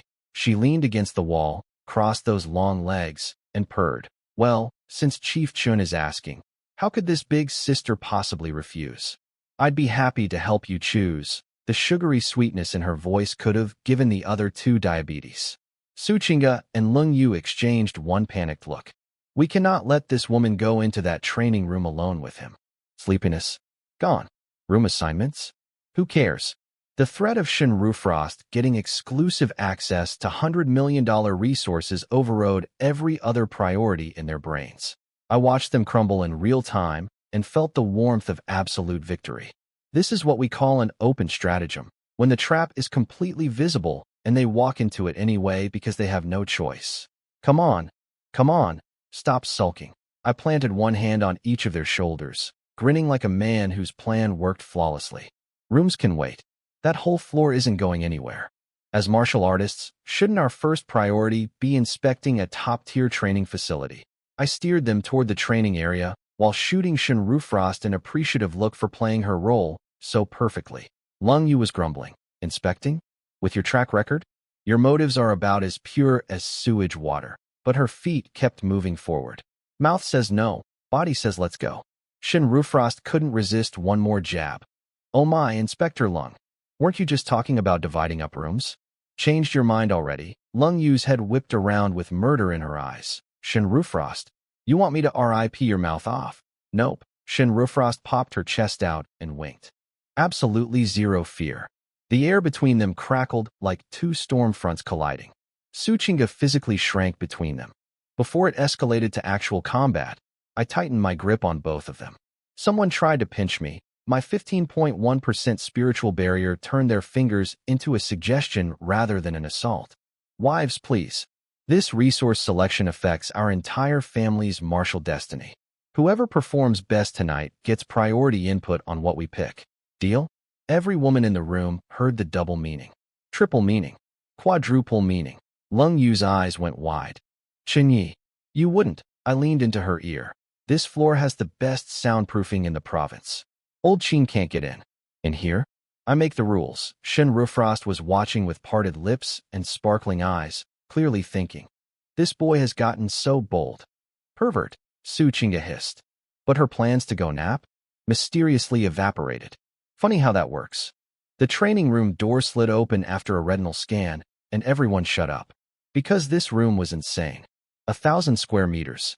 The ceiling was covered in spiritual energy pumps shaped like tiny stars, silently flooding the room with purified qi. The concentration was at least 10 times the outside air. Breathing in here felt like drinking liquid power. Is that a gravity array? Lung Yu pointed at dark gold metal panels lining the walls.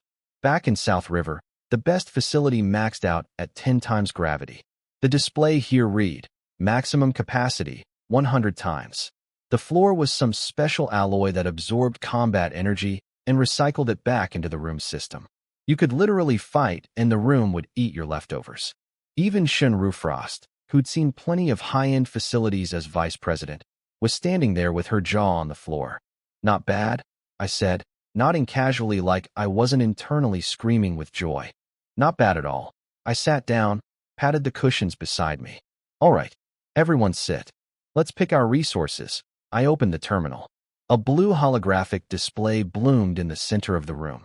Provincial Martial Association, S-Class Special Resource Selection list. The very first item made Lung Yu and Chen Rufrost stop breathing simultaneously.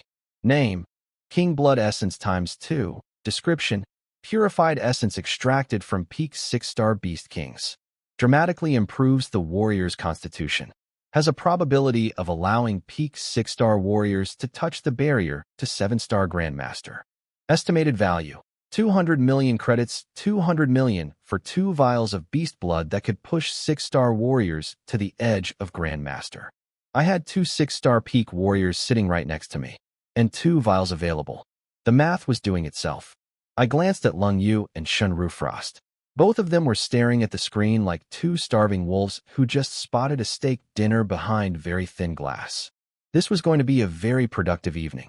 I put on my Oscar-worthy, oh no, what a dilemma, face and sighed dramatically. Such a shame. I was really hoping all 3 of you could help me pick from 100 million credits worth of special grade resources. But since Qingge needs sleep and Lung Yu wants to argue about bedrooms. Rufrost, just you and me, I guess. Chen Rufrost's eyes went supernova. She leaned against the wall, crossed her legs, and went full seductress mode. Well, since you're asking, Big Sister would be delighted to help. Lung Yu and Su Qingge exchanged one look. The look said, absolutely not. Sleepiness? What sleepiness? Room assignments? Who cares about rooms? The possibility of Chen Rufrost getting exclusive influence over $100 million treasures nuked every other priority. Checkmate. Open stratagem. The best kind. They see the trap and walk in anyway. I pushed both women toward the training area with the biggest grin on my face. Come on, rooms can wait. As martial artists, shouldn't we inspect the facilities first? Lung Yu was grumbling the whole way. Inspect? Your version of inspecting involves. Shen Rufrost couldn't resist. Oh my, Inspector Lung, weren't you just leaving? Changed your mind, Shen Rufrost. I will RIP your. No, you won't. I tightened my hold on both of them. Someone pinched me. My spiritual barrier turned it into a suggestion, and I delivered my masterpiece line. Whoever performs best tonight gets priority say in what we pick. Every woman understood the subtext. And the subtext. And the subtext. Pervert, said Su Chinga, whose plans to nap had mysteriously vanished. Then the training room door opened, and all drama stopped. Because this room was on another planet. 1,000 square meters. Ceiling covered in spiritual chi pumps shaped like stars, flooding the room with air so pure it felt like breathing liquid power. 10 times the concentration of anywhere outside. Gravity array panels on the walls going up to 100 times normal gravity. Energy recycling metal floors that absorbed your attacks and fed them back into the room. Even Shen Rufrost, who'd seen top facilities as vice president, was standing there with her jaw on the floor. I sat down, patted the cushions. All right, resource time. Let's do this. The holographic display opened. Equipment options scrolled by. Flowing cloud battle armor with self-healing blood shields. A gun-gold heavy sword with armor-piercing properties. Meteorite iron that could withstand 9-star attacks. Any one of these would start a war on the open market. But my eyes locked onto the first item. King Blood Essence ×2, purified from peak 6-star Beast Kings. Dramatically improves constitution. Probability of allowing peak 6-star warriors to touch the 7-star Grandmaster barrier. Value, 200 million credits, 2 vials. 200 million. 2 potential Grandmaster tickets. The room went quiet. Lung Yu and Shen Rufrost were staring at those vials like 2 women watching their entire futures float behind a glass screen. As 6-star peak warriors stuck at the ceiling, they knew exactly what this meant. Then, one by one, all 3 women said the same thing. Shen Rufrost first. Chen Ye, these should go toward your growth. You pick, Su Chinga. Hubby, choose what's best for you. Lung Yu, barely hiding the tremor in her voice. Just decide. My heart actually warmed. These 3 women, who argue about everything, all put me first without hesitation. Since you're letting me choose, I let the silence hang for one beat. I'll take the 2 vials of King Blood Essence. Lung Yu and Shen Rufrost blinked. I'd just hit 6-star recently. I was nowhere near needing this for a bottleneck breakthrough. Why would I? I turned to Su Chinga first. Wifey, this medicine is for people hitting the 7-star wall. You're 1 star. If you drank this, you'd literally explode. So you'll have to wait. I'll get you something even better later, okay? My wife shook her head vigorously. Don't be silly. Give it to whoever needs it. Then I looked at Shen Rufrost. Her heart climbed into her throat. Rufrost, there are only 2 vials. And given the current threat level, deep breath. Both vials go to Lung Yu. The room froze. Lung Yu's brain crashed. She'd assumed the obvious split. 1 for her, 1 for Shen Rufrost. Maybe even both for me, but all for her. Shen Rufrost went pale for exactly 1 second. Then she smiled, bitter but understanding. She got it. Lung Yu's foundation was deeper, closer to the edge. 2 vials could push her to Grandmaster within a month. And after today's ambush, having a real Grandmaster guarding the house wasn't a luxury. It was a necessity. Rufrost, I know this isn't fair. I took her cold hands, looked her in the eyes. But you saw what happened today. We need a Grandmaster at home. And I promise, no matter what it takes, I'll get you the same resources. You will cross that threshold. Shen Rufrost's resentment melted under that gaze. She yanked her hands free, rolled her eyes at Lung Yu, and huffed. Fine. Like I'm some petty woman who can't see the big picture. She pointed at Lung Yu. You better break through. If you waste 2 vials of King Blood Essence and don't hit Grandmaster, I will never let you live it down. Lung Yu's eyes were actually getting misty. She looked at me, and every ounce of resentment she'd ever felt just dissolved. This idiot actually has a heart. As for the equipment on the list, armor, swords, meteorite iron, none of it mattered as much as making my women stronger. Their growth is my growth. 10 times over. And the Prajna Buddha heart relic? Same category as the lightning-struck wood. Su Qingge already awakened, so she didn't need it anymore. Rufrost, take the lightning-struck wood. Use it to sense spiritual waves. Maybe you'll awaken too. She held the box, felt the crackling thunder energy pulsing inside, and her eyes finally went soft. She knew what I was doing, giving her a different path to catch up. Her own compensation. I confirmed the selection on the terminal. Done. Then I clapped my hands and let my grin go full villain. Resources are settled. Now then, shall we discuss how to divide up the bedrooms on this floor? Elder Qin did mention the soundproofing here is excellent. Both Lung Yu and Shun Rufrost's tender expressions went rigid. Pervert, in perfect unison. The three women huddled together and assigned rooms without my input. Maximum distance from my bedroom, I'm sure. I walked into my own room. Gorgeous decor, massive window overlooking the Linjiang skyline, and a bed so enormous it had its own area code. And I passed out instantly. 3 days of non-stop tutoring. A full-power SSS spiritual explosion that cracked military equipment. A one-shot kill on a 7-star assassin. My body was fine, but my spirit was running on fumes. I hit that pillow and consciousness left the building. Until, somewhere in the hazy darkness of deep sleep, I felt something warm, soft, and very much human-shaped quietly slip under my blanket. Someone had infiltrated the fortress, and she smelled really nice. I was deep in dreamland when a familiar scent hit me, cold and delicate, like winter flowers wrapped in silk. My eyes snapped open. Lung Yu was I in my bed. This woman, the Ice Queen herself, had ditched her combat gear for a silky ice blue nightgown. Her blue hair spread across my pillow like a waterfall, and those normally freezing eyes were doing something I'd never seen before. They were being shy. She didn't say a word. She just curled into me like a cat seeking warmth and pressed her face against my chest. My brain needed a full 3 seconds to process this. Lung Yu. Miss, I don't need anyone. Miss, I'm too cool for emotions. The woman who would rather eat glass than show vulnerability in front of Su Qingge or Shun Rufrost. This woman snuck into my room. At night. On her own. Chen Ye. Thank you. Her voice was muffled against my chest. Quiet. Sincere. Almost fragile. And I understood. This wasn't just about the king blood essence. Though 2 vials worth over 200 million is nothing to sneeze at. This was about what it meant. In the martial world, king blood essence could make brothers murder each other. It could tear apart lifelong friendships. It's the kind of treasure people start wars over. And I gave both vials to her. In front of everyone. No hesitation. For a woman who'd spent her entire career surrounded by people who only care about profit, that kind of trust hit different. Since when do we need thank yous? I said.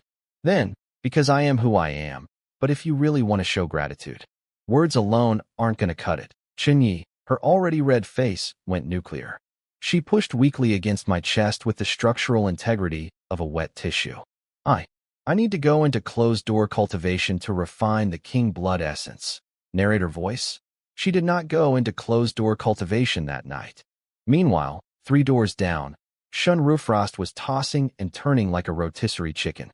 The sounds carrying through the excellent soundproofing were apparently not excellent enough. Finally, she sat bolt upright, eyes blazing. If I'm not sleeping, then nobody's sleeping. Fine. I'll train. She ripped open the box, grabbed the 1,000-year lightning-struck wood, and sat cross-legged with enough competitive fury to power a small city. And here's the wild part. All that jealousy, all that, I'll show everyone energy, it actually worked. For the first time ever, her normally chaotic mind went laser-focused. Deep in her consciousness sea, a tiny flicker of purple lightning appeared. She was on the verge of entering deep meditation. Turns out spite is an incredibly effective cultivation catalyst. Who knew? And Su Qingge, my sweet wife, was sleeping like a baby. Not a care in the world. But the purple cloud mark between her eyebrows was quietly breathing in the dense spiritual energy surrounding the floor, pulsing gently. Her spiritual power was growing in her sleep. This woman levels up while unconscious. She's the most efficient cultivator I've ever seen because she doesn't even need to be awake for it. When dawn broke, I stepped out of my room, breathing in the chi-rich air. I had not slept a single additional minute after Lung Yu's midnight visit. Not 1 minute. Worth it. Then a thought hit me. I still had an S-class technique selection that I'd never used. But this wasn't something to rush. Picking the wrong technique could waste months of effort. I needed expert advice. Time to bother old Chen again. I straightened my collar and took the private elevator straight to the top floor. Somewhere behind me, 3 women were growing stronger in 3 completely different ways. One through beast blood refinement, one through pure jealousy-fueled meditation, and one through sleeping. And all 3 of them were feeding power back to me at 10 times the rate. I love my life. I knocked on old Chen's door first thing in the morning because I had an unused S-class technique selection burning a hole in my pocket. What now? Floor 16 not comfortable enough? Old Chen teased. Floor 16 is paradise. But I need advice. I still have that S-class technique pick from the disaster rescue mission. What should I grab? Old Chen studied me for a moment. Combat techniques? You don't need those. Your Azure Dragon Spear is already devastating. And that technique is personally guaranteed by Jing Songlong himself. Anyone who trains in it gets access to his full lineage for free, when he said, Jing Songlong. Old Chen's voice dropped with the kind of reverence you'd use for a god. Because that's basically what Jing Songlong is, the undisputed #1 warrior on Earth for the last century. What about spiritual power techniques? I asked. Something that matches my awakening? Old Chen shook his head with a bitter smile. Kid, you're asking a blacksmith about brain surgery. I spent my whole life training my body and willpower. Spiritual techniques are way out of my lane. And the best spirit master we've got stationed here is only S rank. Their advice would actually limit someone at your level. So what do? Old Chen sipped his tea with a knowing smile. Lucky you. The patrol envoy being sent from national headquarters. Her name is Sun Wanyu. She's a genuine 9-star Grandmaster and an SSS-level Spirit Master. My brain did a double take. 9-star Grandmaster. SSS, spiritual power. Coming here. To evaluate me. That's literally the most qualified teacher on the planet for someone in my situation. When does she arrive? About a week. Then old Chen's face went dead serious. Listen carefully. Sun Wanyu is not someone you can charm or joke around with. She's temperamental. She values character above everything. And she can see through nonsense like it's made of glass. When she gets here, dial back the clown act. One piece of genuine advice from her is worth 10 years of solo training. So basically, an ultra-powerful woman is coming to judge me, and I need to pretend I'm a serious, respectable martial artist. This is going to be the hardest thing I've ever done. When I got back to floor 16, the place was dead quiet. I walked into the training room and stopped in my tracks. All 3 women were in their training. Without me telling them to. Without me dragging them. Without any of my usual motivational techniques. The spiritual qi was so dense it had turned into visible white mist. Su Qingga had faint purple energy swirling around her, spiritual power cultivation in progress. Shen Rufrost was clutching the lightning-struck wood with her brow furrowed, putting out weak but real spiritual waves. And Long Yu was sitting there with qi flowing through her like liquid mercury, polishing her foundation for the breakthrough ahead. On the table in the center, 2 crystal vials of king blood essence. The liquid inside glowed red and pulsed like it was alive. Like liquid magma mixed with a heartbeat. That was fast, I said. Su Qingga opened her eyes, purple light flickering in her pupils. Hubby, this is headquarters. Everything we need is in the armory downstairs. Elder Chen gives an order and it arrives in 10 minutes. Shen Rufrost eyed the vials and let out a quiet huff. She was trying to be mature about not getting any king blood essence. She was doing about a C- job at it. The jealousy was leaking out of every pore. And Long Yu? When she saw me, her ice-blue eyes filled with longing and a tiny ember of shyness that only I could read. Last night's warm-up clearly left an impression. I walked over, stroked Long Yu's hair, and nodded firmly. All right, no more waiting. Drink it now while your condition is peak. I'll guard you all night. She gave me one embarrassed glare, then grabbed the crystal vial, tilted her head back, and chugged. Boom. Savage energy detonated inside her body. She immediately dropped into lotus position and started cycling her technique at maximum intensity. No hesitation. Pure warrior discipline. Shen Rufrost watched this with eyes so full of envy they could have caught fire. Her pouty expression was screaming. That should be me. That could have been me. She was trying to hide it. She was failing spectacularly. I couldn't help but smile. This woman couldn't hide her feelings if her life depended on it. In 3 quick steps, I was beside her. Before she could react, my arm wrapped around her waist and pulled her flush against me.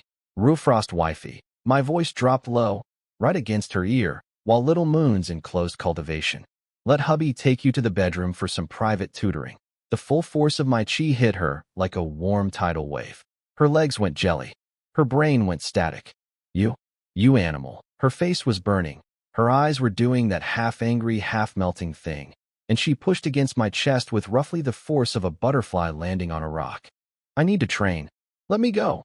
Over by the wall, Suchinga watched this scene, rolled her eyes with the energy of a woman who's seen this movie 40 times, and calmly sat down with a bottle of premium nutrient solution. She waved us off dismissively. Go. Do whatever. I've got spiritual power to cultivate and zero interest in watching this soap opera. My wife had undergone a complete mental evolution. Instead of wasting energy on jealousy, she'd channeled it all into, get strong first, lock him up later. Honestly, that's the most terrifying development of all. I scooped Chen Rufrost up in a princess carry and marched out of the training room. Wah, you can't just. She buried her burning face in my chest, and, with the resignation of a woman who knows resistance is futile, wrapped her arms around my neck. Behind us, Lungyu was absorbing Beast King blood. Suchinga was calmly growing her psychic powers, and I was carrying a protesting vice president to her private lesson. In 1 week, an SSS level 9-star female Grandmaster would arrive to evaluate my character and discipline. I should probably start practicing my serious face. Rufrost, did you bring the lightning-struck wood? I asked while getting comfortable. She pulled the charred stick from her combat suit's inner pocket, looking confused about what was about to happen. What happened next was very effective tutoring. Meanwhile, in the main training room, Lungyu was going through it. The king blood essence was raging inside her like a volcano trying to decide which direction to explode. Her heartbeat sounded like thunder. Suchinga peeked at her, acknowledged that Lungyu might actually hit Grandmasters soon, thought, I need to train harder, and went right back to cultivating.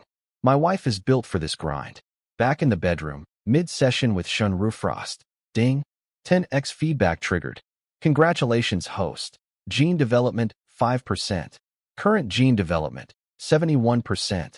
Congratulations, host. Officially entered 7-star Grandmaster realm. Boom. An explosion of energy so violent, it literally warped the space around me erupted from my body. My bones started singing. Deep, rumbling sounds like dragons roaring and tigers howling. Every muscle fiber was ripping itself apart and rebuilding stronger. My spiritual power, already absurd, got another boost from the physical upgrade, becoming dense as liquid mercury. Lungyu broke through, and the 10 times feedback launched me into Grandmaster right behind her. But I couldn't celebrate because Chen Rufrost was still in deep meditation 3 feet away. If I woke her up at this critical moment, it could ruin everything. So I vanished out of the room like a ghost. Then came the disgusting part. HSSSS. Every pore on my body opened up and this thick, black, foul sludge started oozing out of my skin. This is the classic cleansing of marrow and tendons, the body purging all its accumulated impurities during the Grandmaster transformation. Oh God, that's nasty. My body felt lighter than air. I felt like I could punch a mountain in half. But the smell could have been classified as a biological weapon. I sprinted to the bathroom and blasted myself with cold water like my life depended on it. Standing under the shower, I felt the power inside me, an ocean so deep and vast I couldn't find the bottom. 7-star Grandmaster. Me. In less than 5 months. And all because Lungyu did the hard work and I collected the royalties. This system is the greatest invention in the history of anything. Fresh combat suit on, I checked the bedroom. Chen Rufrost was still deep in meditation, undisturbed. Good. Then I headed to the training room to check on Lungyu with a big smile on my face. I pushed open the alloy door, and whoosh. A long, beautiful, extremely violent leg came screaming at my chest like a guided missile. Lungyu was standing there, freshly showered, blue hair still dripping wet, face absolutely glowing with the expression of a woman who just broke free from chains. She was a 7-star Grandmaster now, and she had one thought in her newly Grandmaster brain. Beat Chen Ye up. Every grievance, every tutoring session, Every time I dragged her somewhere against her will. Every smirk, every squeeze, every shameless comment. She'd been saving it all, waiting for this moment. Now I'm the Grandmaster. Let's see you push me around now, you scoundrel. The kick was powerful. She held back a little, not wanting to actually kill me. But she was absolutely certain that a 7-star Grandmaster versus a 6-star warrior was a guaranteed smackdown. I raised my left arm casually. Just a lazy horizontal block. Tum. Two massive forces collided. I didn't move. Not an INCH. Lung Yu's face went from triumphant to horrified in real time. The impact traveled through her entire body. Her bones buzzed. Her carefully gathered Grandmaster chi scattered like someone kicked over a bucket of marbles. She went flying backwards, stumbled several steps, and barely caught herself before eating the floor. She had just become a Grandmaster 5 minutes ago, and she was already getting swatted away like a mosquito. Before her brain could even process the words, "How is this possible?" I was already on her. Whoosh. Arms around her waist. Iron grip. Zero escape routes. You. She tried to channel her brand new Grandmaster power to break free. But the second my hands touched her, that familiar curse activated. Every ounce of strength drained out of her body like someone pulled the plug on a bathtub. That deep, bone-melting softness spread through her like warm honey. The fearsome 7-star Grandmaster Lung Yu collapsed into my arms like a rag doll, unable to lift a finger. She stared up at me, inches from my face, all that fighting spirit crumbling to dust. Your strength. How? How is this possible? Her ice-blue eyes were filling with the most adorable frustration I've ever seen. She'd literally just achieved her lifelong dream, tried to use it on me immediately, and got shut down in under 3 seconds. My answer was not words. It was a crisp smack on a very specific location. PAP. She didn't get to finish her sentence. Some things never change, Lung Yu. You may be a Grandmaster now, but in this house, I make the rules. Lung Yu's attempted murder of her husband lasted approximately 3 seconds before she was reduced to a puddle on my couch. Little Moon Wifey, attacking your husband right after your breakthrough? Seems like my tutoring wasn't thorough enough. You've forgotten who makes the rules around here. Let go. Chinga is watching. I did not let go. Su Chinga, watching from across the room, rolled her eyes so hard they nearly did a full rotation, chugged another bottle of premium nutrient solution, and went right back to cultivating. This woman has achieved enlightenment. Not spiritual enlightenment, emotional enlightenment. She has transcended jealousy and entered the realm of pure, not my problem. I carried Lung Yu to the living room couch, and she tried one last time to resist. But when my SSS-level spiritual power washed over her, even her brand-new Grandmaster soul flinched. There's a hierarchy in this house, and breaking through didn't change it. Chen Ye, did you also break through? She whispered, voice cracking. I smiled casually. Oh yeah, thanks to you.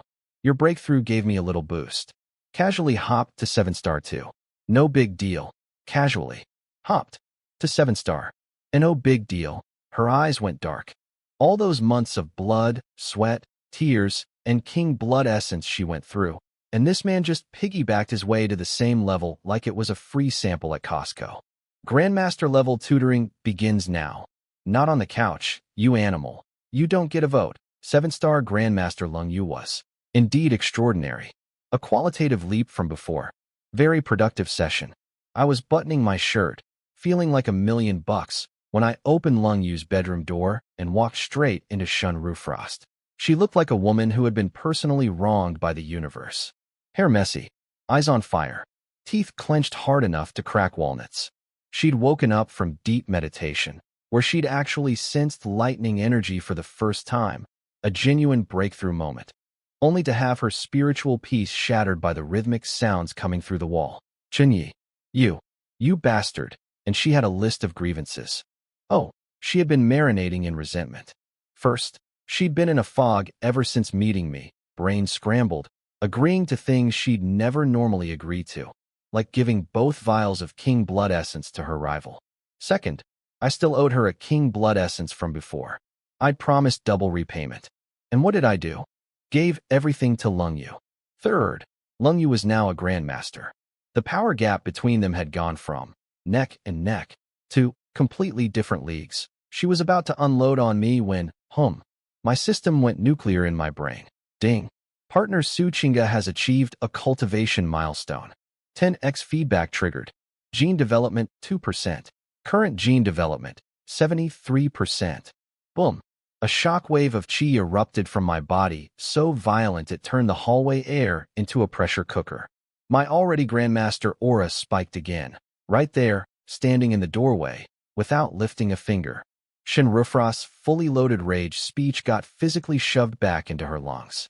She stumbled 2 steps backward, eyes wide, mouth open, brain crashing. She'd come out here ready to fight, and I just stood there and got stronger. In real time. For no visible reason. How? You didn't even do anything. How did you just? This was beyond anything a 6-star warrior could comprehend. I was rewriting the laws of martial arts in front of her eyes.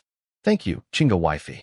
Your timing is impeccable. Before Chen Ye's brain could reboot, I closed the distance in a blink and wrapped my arm around her waist.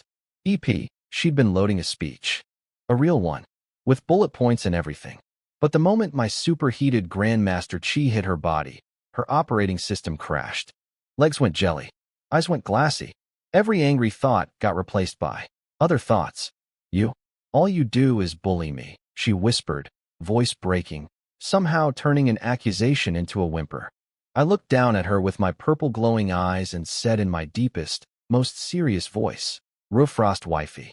From now on, all my focus goes to helping you reach Grandmaster. My hand flipped. The remaining vial of king blood essence appeared in front of her face. Here, drink it, she froze. Her brain tried to process multiple things at once. The vial she thought she'd lost to Lung Yu, the impossible pressure radiating off me, and one terrifying question. Chen Ye. Are you actually a Grandmaster now? She's 6-star peak. Half a step from Grandmaster herself. She knows what that level feels like. And standing in front of her, I felt like a mountain she couldn't see the top of. An ocean she couldn't find the bottom of. Yeah, Ye's. I'm a Grandmaster. And you're next. Chen Ye stared at me like I'd just told her the moon was made of cheese, and then proved it. Would hubby lie to you? I grinned, pinching her cheek. Little moon broke through. I broke through. That's 2 Grandmasters in this household now. 1 vial of king blood essence? That's not enough for my Ye's wifey. I promised you double, so you're getting at least 2 vials. 2 not enough? Fine, 3. I'll go shake down old Sheen right after this. Her eye was twitching. King blood essence. Each bottle worth over 100 million. So rare most people never even see one in their lifetime. And I was talking about them like they were bottles of water at a convenience store. But the thing that really broke her brain? I was 20 years old. 20. And I'd crossed the Grandmaster threshold before her. The barrier that stops 99% of all martial geniuses forever. I just walked through it like a revolving door. The last drop of resentment in her heart dissolved. She snatched the vial, glared at me with eyes that were trying to be angry but were basically just heart-shaped at this point, and melted against my chest. I scooped her up. Let's go? Hubby's taking you to 7-star right now. Back in the training room. Su Chinga had just finished another cultivation session and tested herself. Gene development, 20%. She'd jumped from basically nothing to 20% in what felt like the blink of an eye. Every cultivation cycle, she'd chug a nutrient solution, and her body would absorb energy like a vacuum. The spiritual power awakening had turned her into a cultivation machine. My wife was sitting there with the happiest smile on her face, doing the math. At this rate, I'll catch up to hubby in no time. And then I'll pass Lung Yu and Chen Ye. And then, I could practically see the lock hubby in the house, fantasy playing behind her eyes again. Terrifying. Beautiful. Terrifying. Now, while my household was having its best day ever, the bad guys were having a very productive meeting of their own. Over in North River City, at Grandmaster Yao's private estate, 2 uninvited guests showed up wearing black cloaks and smelling like corrupted blood. Yao Guangyuan, the old fox himself, immediately flared his 7-star pressure. He knew that smell. Beast Gate Church. Grandmaster Yao, please relax. They knelt before him. Codenames, Gold Lion and Shadow, both 7-star peak warriors. Both radiating energy that was clearly artificial, force-grown like steroids for the soul, but real combat power nonetheless. We bring news. 2 hours ago, the provincial leader and Mage Blood Owl were both killed while ambushing the elite camp's chief, Chen Ye, Yao's eye twitched. He kept his poker face, but inside, earthquake. I killed a provincial church leader and a 7-star mage? He played dumb. What nonsense. Begone, cultists, Grandmaster Yao. You know what we're talking about. Then both of them unleashed their full 7-star peak pressure simultaneously. Boom. 2 mountains of force slammed into Yao. He got shoved backward 3 steps and crashed into his throne chair. His face went white. 2 7-star peaks. At the same time. In his own living room. Message received. Stop pretending. The situation has changed, Shadow said coldly. You are the deepest embedded, highest-ranking church collaborator in Shanjiang province. Effective immediately. You are the new provincial leader. We are your left and right hands. Then Gold Lion pulled out a vial of golden liquid that made the air itself tremble. Even looking at it made Yao's soul shiver with desire. A gift from headquarters. Emperor Blood Source Liquid. Drink it, and your 10-year bottleneck at 7-star shatters instantly. 8-star, within days, Yao stared at it. He knew exactly what this was. A golden ticket wrapped in chains. The key to power and the lock on his coffin. Once he drank it, he was church property. No going back. Ever. But if he refused, 2 7-star peaks were staring him down. Qin Shan was already suspicious of him. And a monster named Chen Ye was growing stronger by the hour. His face cycled through green, purple, and finally settled on cold, vicious resolve. Fine. I'll take it. If they were forcing him up the mountain, he'd burn the whole mountain down. Gold Lion and Shadow smirked behind their masks, then snapped to attention. Sir, you are now our commanding officer. Per headquarters orders, Chen Ye must be eliminated. We have prepared 3 sacrificial offerings. Enough to trigger a beast tide. 3. Offerings will lure beast emperors to attack the city directly. While the provincial association scrambles to respond, we use the chaos to kill Qin Shan and capture Chen Ye. And if we can't capture him, we capture his life instead. So let me get this straight. While I was upstairs giving Shun Rufrost the Grandmaster experience package, the villain team just recruited a new boss, handed him steroids, and planned an apocalyptic beast invasion specifically designed to kill my protector and kidnap me. Cool. Everything's fine. I should probably train harder. Right after this tutoring session. Now, I wasn't there for this part. But thanks to later intelligence reports, I can tell you exactly what was happening at Grandmaster Yao's estate while I was busy being the world's most productive husband. The old fox sat in his study, staring at Gold Lion and Shadow like a man who just realized the poker table he'd been sitting at was actually a bear trap. So, what's the plan? He asked, voice cold, eyes calculating. Shadow's rusty metal voice got excited. Never a good sign when cultists get excited. Step 1. You drink the Emperor Blood Source liquid and break through to 8-star immediately. Step 2. We take 2 6-star peak sacrificial offerings into Linjiang City. To the Beast Emperor. Lurking nearby, these sacrifices will be irresistible bait, the perfect catalyst for its final evolution. Step 3. The Beast Emperor launches a catastrophic beast tied directly at the provincial capital. The Martial Association headquarters becomes ground zero for an all-out war. Gold Lion stepped forward, voice like rolling thunder. And you, Grandmaster Yao, are still officially a top-tier provincial warrior. During the chaos, you walk into headquarters under the banner of reinforcements. Nobody questions you. The building will be empty, defenses scattered. That's when you strike, kill Qin Shan, take Chen Ye. After that, the Yao family isn't just the king of North River. You're one of the rulers of the new era. Yao's heart was pounding, but his fox brain was still working. You think it's that easy? The moment Linjiang gets hit, every 7 and 8-star Grandmaster in the region rushes in. A few Beast Emperors and our little squad won't be enough? Shadow cackled, the kind of laugh that makes babies cry in the next province over. Grandmaster Yao, you don't know the half of it. Within the next 2 or 3 days, something will happen at Snow Mountain that will shake the entire nation.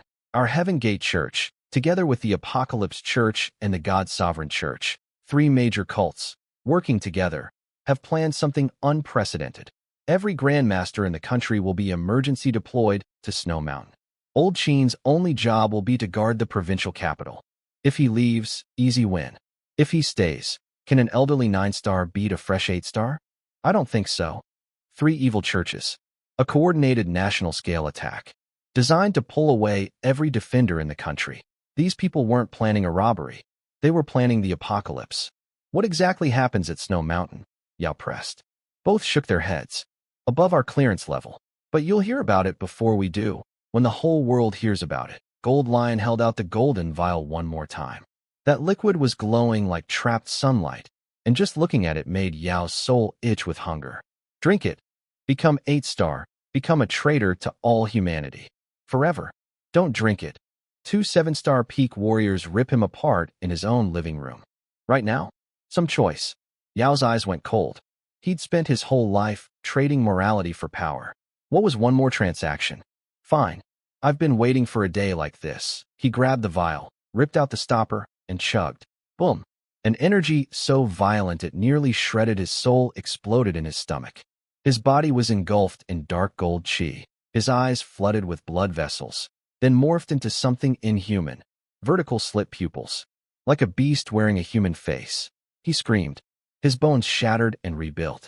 His purple battle chi, decades of honest cultivation, got corrupted in real time, turning dark gold. Tainted. Monstrous. Crack. The 8-star barrier, the wall that had mocked him for 10 years, shattered like cheap pottery under the raw force. 8-star Grandmaster. Just like that. Yao lowered his head and stared at his hands. The power flowing through them wasn't human chi anymore. It was destruction. Pure, intoxicating, terrifying destruction. 3 times stronger than everything he'd built in his entire life. And with that power came something else, rising from the darkest pit of his gut like a serpent uncoiling. Killing intent.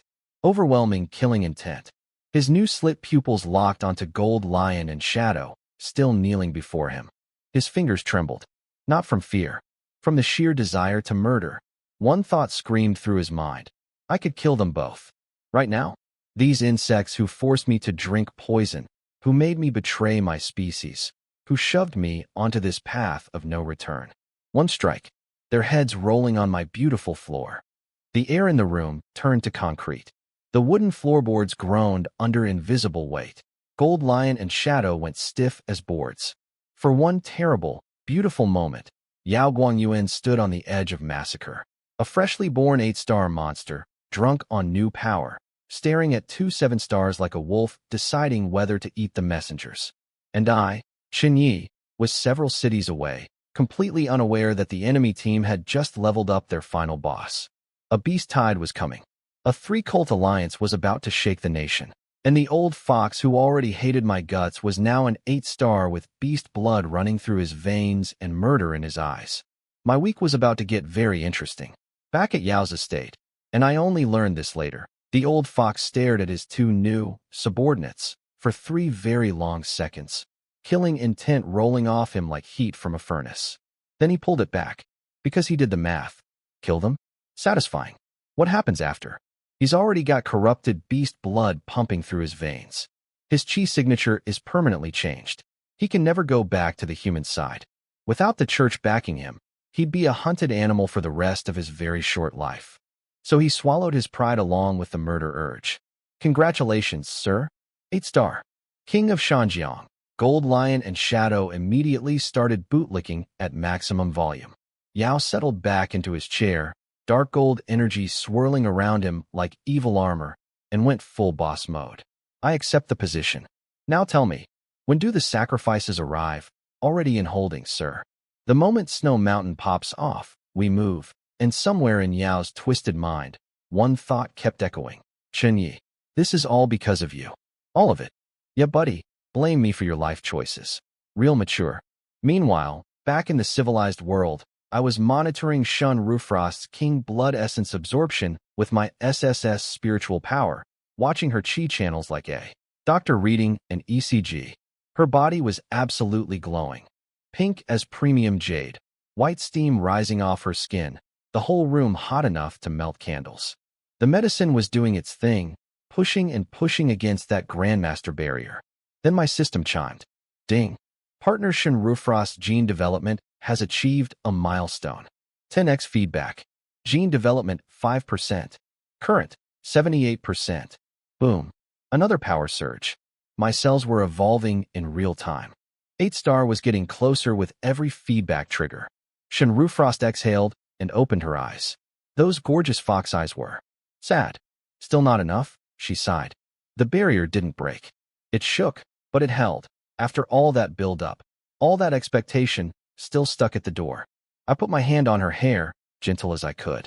She made a tiny sound that she'd deny making until the day she died. What's the rush? I said. I told you. I'll get you to 7-star. 1 vial not enough? 2. 2 not enough? 3. We keep going until that wall crumbles. She looked up at me, and I watched every trace of disappointment drain from her face, replaced by something warm and complicated. Gratitude, admiration, and something she probably wasn't ready to name. She licked her lips, which was MY's signal that things were about to escalate. Rufrost wifey, you stay here and stabilize. I'm going upstairs right now to squeeze more king blood essence out of old Chen. She was still in my arms, heart pounding against my chest, when she suddenly wrapped both arms around my neck, shoved me onto the bed, and flipped on top of me. Her hair cascaded down around us. Her face was inches from mine. Those fox eyes were burning with the most dangerous combination known to man, gratitude plus competitiveness. Chief Chen, she purred, voice dripping with honey and mischief. Big sister needs to think of a proper way to thank you. Let me just say, Shen Rufrost's thank you was extremely thorough. Current development points, 148. This woman, she joined the team last. She's had the least amount of tutoring time. And yet in terms of development point generation, she's in first place. Shen Rufrost, the undisputed EXP queen of my entire roster. Some people are just born with talent, and her talent is making my numbers go up. I got dressed and headed for the training room, planning to grab Lung Yu and go shake down old Chen together. After all, we'd both just hit Grandmaster. The Provincial Association owed us a congratulations gift. Maybe 2 or 3 more vials of King Blood Essence. Just a small token of appreciation. I stepped through the training room door, and ding, partner Su Chinga has achieved explosive cultivation growth. 10x feedback. Gene development, 5%. Current gene development, 83%. 83%. I literally stumbled. My wife, my sweet, quiet, 1-star wife who was sleeping her way to power half the time, just casually handed me a 5% boost while I was walking through a doorway. Let's do the math on today. Lung Yu's breakthrough. I hit Grandmaster. Shen Rufrost's absorption, 5% to 78%. Shen Rufrost's, thank you, 148 development points banked. Su Chinga just existing, 5% to 83%. I started this morning as a fresh 7-star. I'm ending it knocking on 8-star's door. 3 women, 3 different specialties, 1 broken system, and I haven't even gone to beg old Chen for more resources yet. This is going to be a great week. I stepped 1 foot into the training room, and my system went nuclear. Boom. Energy erupted out of me like a bomb going off in a library. The alloy walls on the entire floor started vibrating. Tiger roars and dragon howls echoed through my bones. The air itself bent around me like reality was flinching. Lung Yu had been sitting there with her arms crossed, fuming. She'd been counting the minutes I spent in the master bedroom with Shen Rufrost. Half a day. She knew exactly what kind of cultivation guidance had been happening. She was about to explode at me when MY explosion hit first. Her entire angry speech got shoved back down her throat by the shockwave.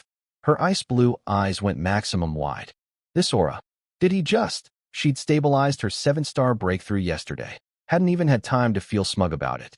And now I was breaking through again, right in front of her face. Like it was nothing.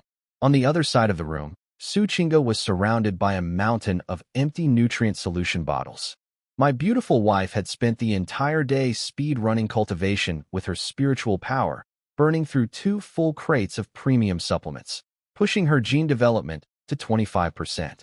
She'd been planning this cute little moment where I'd walk in and she'd show me her progress, and I'd praise her and pat her head. Instead, I walked in looking like a descending god, and her bottle slipped right out of her hand and hit the floor. Her mouth was hanging open. Brain, offline. 8-star. I looked at my hands. The power flowing through me was like an endless ocean, an infinite river. I could feel everything. Every molecule of air, every vibration in the walls, every heartbeat in the building. I was standing at the absolute peak of Shanjiang province. possibly the strongest active warrior in the entire region. What's wrong? I strolled over and casually draped my arms around both their shoulders. Stunned by how handsome your husband is, Lung Yu slapped my arm away and stared at me like I was an alien wearing a human costume. Chen Ye, tell me the truth. Did you just hit 8-star? Su Qingge held her breath. I smiled my most humble smile. Keep it down. Just had a little insight. Accidentally stepped through. Silence. Lung Yu wanted to commit murder. Accidentally? Do you know that 80% of 7-star Grandmasters die without ever touching 8-star? And you just OOPS'd your way in? I ignored her existential crisis and looked at Su Qingge's pile of empty bottles. My expression instantly softened. Qingge wifey, 5% in one day? Your spiritual talent is even scarier than I thought. Her furious little face melted into a blush faster than ice cream on hot pavement. I didn't do anything special. It's just that after awakening, my absorption speed got really fast. That's my wife. Generates massive feedback for me. Apologizes for being too efficient. Protect this woman at all costs. All right, Lung Yu, you're coming with me. 2 brand new Grandmasters showing up at old Qin's door. He has to celebrate with at least a few more bottles of King Blood Essence. We took the elevator to the top floor. Old Qin was working at his desk when he heard our footsteps. The door opened. We walked in. Old Qin looked up and his entire body locked like someone had poured cement into his spine. His cloudy old eyes went enormous. His pen snapped in half. INK everywhere. And he didn't even notice. Because his 9-star senses were telling him 2 impossible things at once. Lung Yu, 7-star Grandmaster. Fresh, slightly unstable, but unmistakably real. And me. He was looking at me like he was staring into an abyss. My physical and spiritual pressure combined was so intense that even this legendary 9-star warrior felt his instincts flinch. 8-star, he shot to his feet, so fast his chair flew backward. His voice cracked like a teenager's. Chen Ye, you reached 8-star Grandmaster. I pulled up a chair, sat down smooth as butter, and did a little bow. Just got lucky. It's all thanks to your excellent mentorship, Elder Qin. This building has great feng shui. I moved in and breakthroughs just started happening. Old Qin's eye twitched. Feng shui? This building has been here for 30 years. Nobody has ever gone from 6-star to 8-star in 2 days. He looked at Lung Yu. You too? She nodded respectfully. Took the King Blood Essence yesterday. Broke through. Old Qin collapsed back into his chair, worldview crumbling in real time. Lung Yu's breakthrough? Fine. She'd been stuck at peak 6-star for ages. One good push, totally normal. But me? 6 to 8 in what felt like a weekend? He stared at the ceiling for a few seconds, recalibrating his understanding of reality, then slammed his desk. Good. In all my years, I've seen geniuses like fish in a river. But you, Chen Ye, you've opened this old man's eyes permanently. Then he narrowed his gaze. Now talk. 2 baby Grandmasters coming to my office instead of stabilizing. What do you want? I leaned forward with my most charming grin. Well, you see, Shen Rufrost, I mean Vice President Shen, she's still stuck at peak 6-star. So close to breaking through. Just needs a little push. So I was thinking, does the provincial armory maybe have a few more bottles of King Blood Essence lying around? Not many. Just 5 or 6 would do. Old Qin's face went through several colors that I don't think exist in nature. 5 or 6. You think that's water? Those 2 bottles I gave you emptied our entire strategic reserve. There is no more. I leaned back in my chair, crossed my arms, and gave him my most skeptical look. Elder Qin, come on. A provincial association this big, and you're telling me there's nothing left? Just shake the couch cushions. Check between the seat cracks. I held up 5 fingers and waved them in his face. Lend me 5. I'm 8-star now, prime time for stabilization and advancement. Give me 1 year, and I'll pay back 10 bottles of identical King Blood Essence. Double interest. You're basically making money on this deal. Old Qin looked at my fingers, then at my face, then at my fingers again. His beard was vibrating with rage and amusement in equal measure. The audacity of this kid. Walking in here like a lone shark in reverse, trying to borrow the most precious substance in the province like it's pocket change. And the worst part? He was actually considering it. Old Qin stared at me like I'd just asked to borrow his kidney. He turned to Lung Yu with the weariest sigh I've ever heard. Lung Yu, look at this kid. His negotiation skills are sharper than his spear technique. 5 bottles. Do you have any idea how many people it takes to hunt a 5 or 6-star beast king without alerting a beast emperor? He held up 2 fingers like it physically hurt him. 2. That's it. That's the max. And I have to file these under War God Camp candidate preparation just to justify pulling them. I'll have to sit in a meeting with a bunch of old fossils and argue until my throat bleeds. This is my absolute limit. Push me any further and I'll hand you this chairman's badge and you can go raid the vault yourself. I knew when to quit. 2 more bottles was still a win. 2 is perfect. I instantly switched to my most grateful, boot-licking expression, even cleaning up his broken pen for him. Elder Chen is truly the greatest. When can we expect delivery? Get out. Half an hour, someone will bring them to floor 16. Take them and go train. The patrol envoy arrives in 2 days. If she sees you acting like this, I'll lose face for the rest of my life. Then I leaned in with genuine curiosity. Speaking of which, what's this War God Camp you mentioned? Sounds pretty fancy. Old Chen froze mid-sip and looked at me like I'd just asked what the sun was. Are you serious right now? Or are you messing with me? Lun, you couldn't take it anymore. She pinched my side and snapped. Are you stupid? The War God Camp is the highest temple of martial arts in all of China. A top-secret base specifically designed to train future War God-level warriors. Her cold eyes actually got dreamy for a second. Only people recognized as once-in-a-century geniuses even get considered. Then she looked at me, the man who went from failed exam student to 8-star Grandmaster in 4 months. And her expression became something between awe and wanting to strangle me. Once in a century? I was once in a millennium, and we both knew it. Old Chen got serious. Chen Ye, your power has outgrown anything this province can offer. The King Blood Essence I'm borrowing for you? I'm filing it under War God Camp Seed Candidate. And Patrol Envoy Sun Wanyu? She's not just here to evaluate your spiritual power. She's a War God Camp examiner and recommender. His eyes burned into mine. If you impress her, if you earn that spot, then not just you, but everyone around you gets national-level protection. The highest tier. At that point, the Beast Gate Church, Grandmaster Yao, all of them become nothing but dust in the face of the nation's power. National-level protection for me and my women? That's exactly what I needed. War God Camp, huh? I let a confident smile spread across my face. Sounds fun. If Elder Chen thinks I should go, then I'll just go grab that spot. Then I shifted right back into business mode. But since I'm a seed candidate, those 2 bottles should really arrive fast. Can't have a national asset falling behind on training, can we? That would be the country's loss. Get out. He threw a crumpled paper ball at my head. I dodged it while pulling Lung Yu toward the door. No need for a receipt, Elder Chen. We're family. 1 year, 10 bottles back. Promise. As the door closed behind us, I could swear I heard the old man chuckling. 8-star.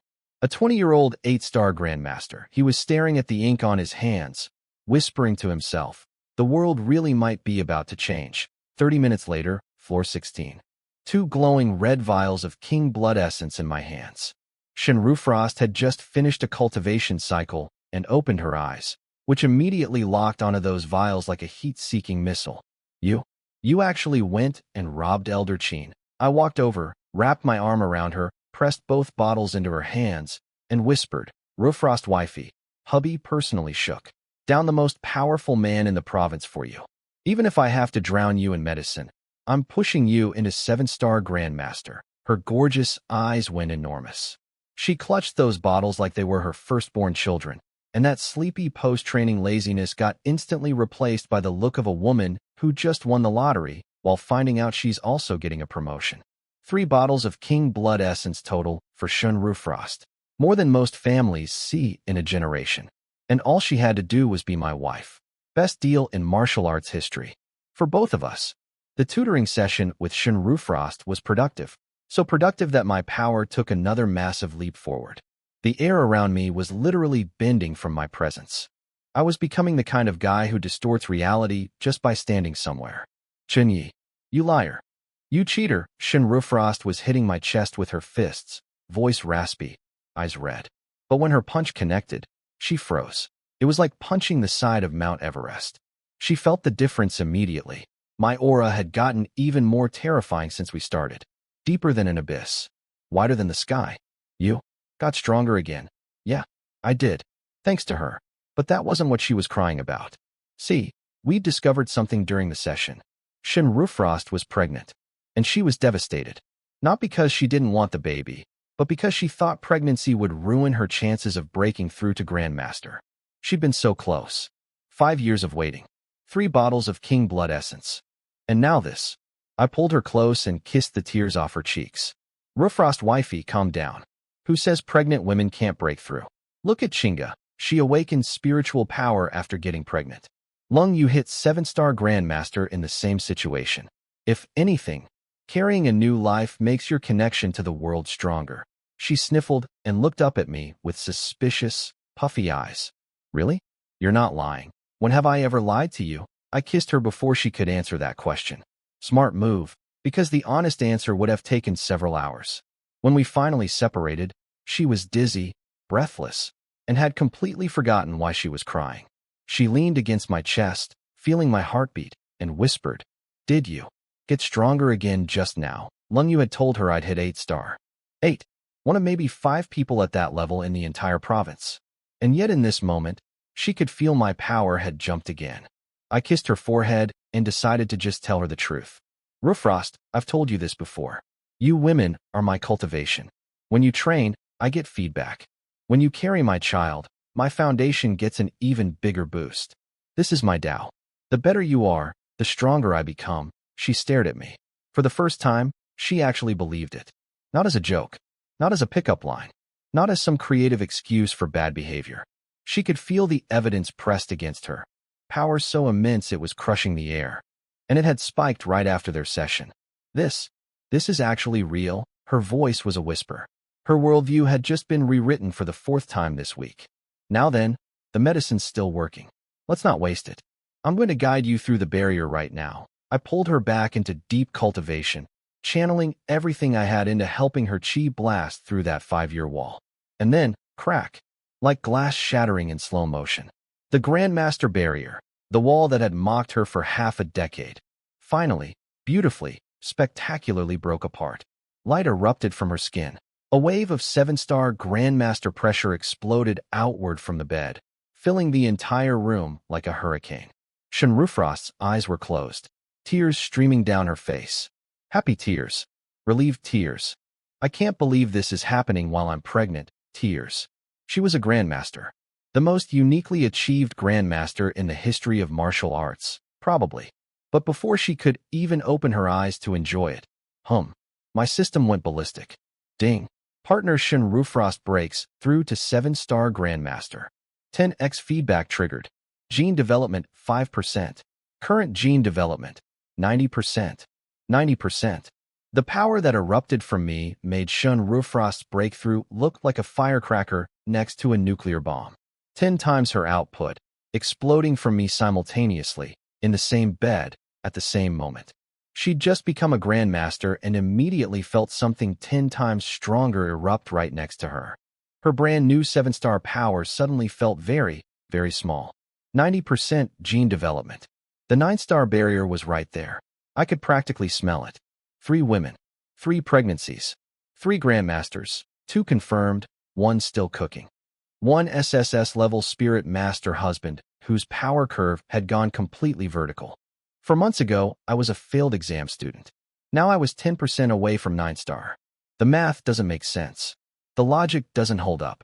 The cultivation theory textbooks would need to be burned and rewritten. But here I was, living proof that love, romance, and an absolutely broken cheat system can conquer anything. I sat on the edge of the bed, opened my eyes, and the world was different. My pupils had turned into purple voids. The air around me didn't just stop, it froze solid, then got shoved outward like reality itself was making room for me. 90% gene development. 9-star Grandmaster. Let me say that again for the people in the back. 9-star. Without even counting my SSS spiritual power, I could fight 3 8-star Grandmasters at once and absolutely destroy them. Add the spiritual power? I don't even want to calculate that number. It would be rude. Chen Rufrost had just opened her teary, happy, freshly Grandmaster eyes, ready to throw herself into my arms and celebrate, and instead got hit by my aura like a bug hitting a windshield at highway speed. She stared at me, brain completely flatlined. I was sitting there shirtless, and the muscles on my back were glowing with dark purple energy that had arranged itself into the shape of a roaring dragon. The sheer masculine pressure radiating off me made this brand new 7-star Grandmaster want to drop to her knees. Chen Ye, she shrank back, voice quivering. You got stronger again? What? What level are you now? She felt like a baby deer standing under an elephant's foot. Her freshly minted Grandmaster power. Adorable. Cute.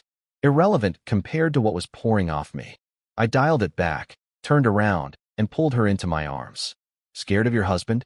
She melted against me instantly, fully converted. You are my cultivation source, speech she'd been skeptical about for days. She was now a true believer, a disciple, an evangelist. This wasn't a cultivation technique. This was a cheat code, and she was part of the exploit. Since Rufrost had just broken through and her chi was boiling with excess energy, it would be a crime to let it go to waste. So naturally, we put it to good use. Meanwhile, in the training room, Lung Yu's eyes snapped open. She'd sensed it. 2 new Grandmaster signatures. Chen Rufrost had broken through, and my energy had gotten even more absurd. Her thoughts went in order. Chen Rufrost broke through? That fox. And Chen Ye got stronger again. And he's been tutoring her for an entire day. Chen Rufrost, you dead fox spirit. She gritted her teeth, slammed her eyes shut, and started cultivating with the fury of a woman scorned. Jealousy-powered training, still the most effective method known to science. Over on the other side of the room, Suchinga also sensed the breakthroughs. Her cute little face flickered with complicated emotions before she gave herself the world's most adorable pep talk. Don't give up, Suchinga. Sure, Lung Yu and Chen Rufrost are both Grandmasters now, but they're 30 years older than you. They just have a head start. You're a 1 in 10,000 spirit master. Your growth speed is on a completely different track. With hubby's help, you'll blast through to 5-star, 6-star, 7-star before they can blink. They'll be stuck at 7-star while you zoom past. And then you'll be younger, prettier, and stronger. She bit her lip, chugged an entire bottle of premium nutrient solution, and dove back into cultivation with the determination of a woman on a mission. I love all my wives equally, but Suchinga's competitive internal monologues might be my favorite entertainment in this household. Now here's where it gets funny. Up on the top floor, old Chen was peacefully pouring tea, gazing at clouds, thinking about the patrol envoy's visit. Then he felt my breakthrough. His hand froze. His eyes shrank to pinpoints. Tea overflowed the cup. Boiling water cascaded over the edge, across the desk, and straight onto his pants. He didn't flinch, didn't blink, just stood there like a statue that had seen God. Several seconds of complete system failure passed. This aura, he threw the teapot, didn't bother wiping himself, and stared at the floor like he could see through 30 stories of reinforced concrete. That's not 8-star, he swallowed hard, his ancient heart hammering like a war drum. This is 9-star. Impossible. Absolutely impossible. That brat is 20. He was 8-star half a day ago. His legs were shaking. The most seasoned warrior in the province was standing in a puddle of his own tea, trembling. What is that kid doing down there? He didn't wait for the elevator. He bolted out of his office, hit the emergency stairwell, and flew down the stairs like a 9-star missile, trailing a tornado of wind behind him. With my new 9-star senses, I detected him immediately. I could now perceive everything within a kilometer in perfect detail, a fly's wing frequency, a heartbeat through walls, a grain of dust changing direction. So a panicking 9-star elder sprinting down 30 flights of stairs? That was basically a concert in my perception. Old Chen's coming, I noted casually. Chen Rufrost, who was still in a state of post-celebration vulnerability, heard, Elder Chen is coming, and her soul nearly left her body. Why didn't you say so earlier? She punched my chest. Completely ineffective, shrieked. This is all your fault, and fled to the bathroom at a speed that would have impressed even me. I sat there, shirtless, 9-star, surrounded by the aftermath of what had been an extremely productive day, waiting for the most powerful man in the province to burst through my door and have his 3rd heart attack of the week. For months ago, failed exam student. Today, 9-star Grandmaster. SSS level Spirit Master. 3 Grandmaster wives. 1 on the way to joining them. Multiple pregnancies. A cult trying to kill me. A national-level examiner arriving in 2 days. And old Chen, sprinting down 30 flights of stairs in tea-soaked pants, about to find out that his investment just appreciated by approximately infinity %. This is my life. It makes no sense, and I wouldn't change a single thing.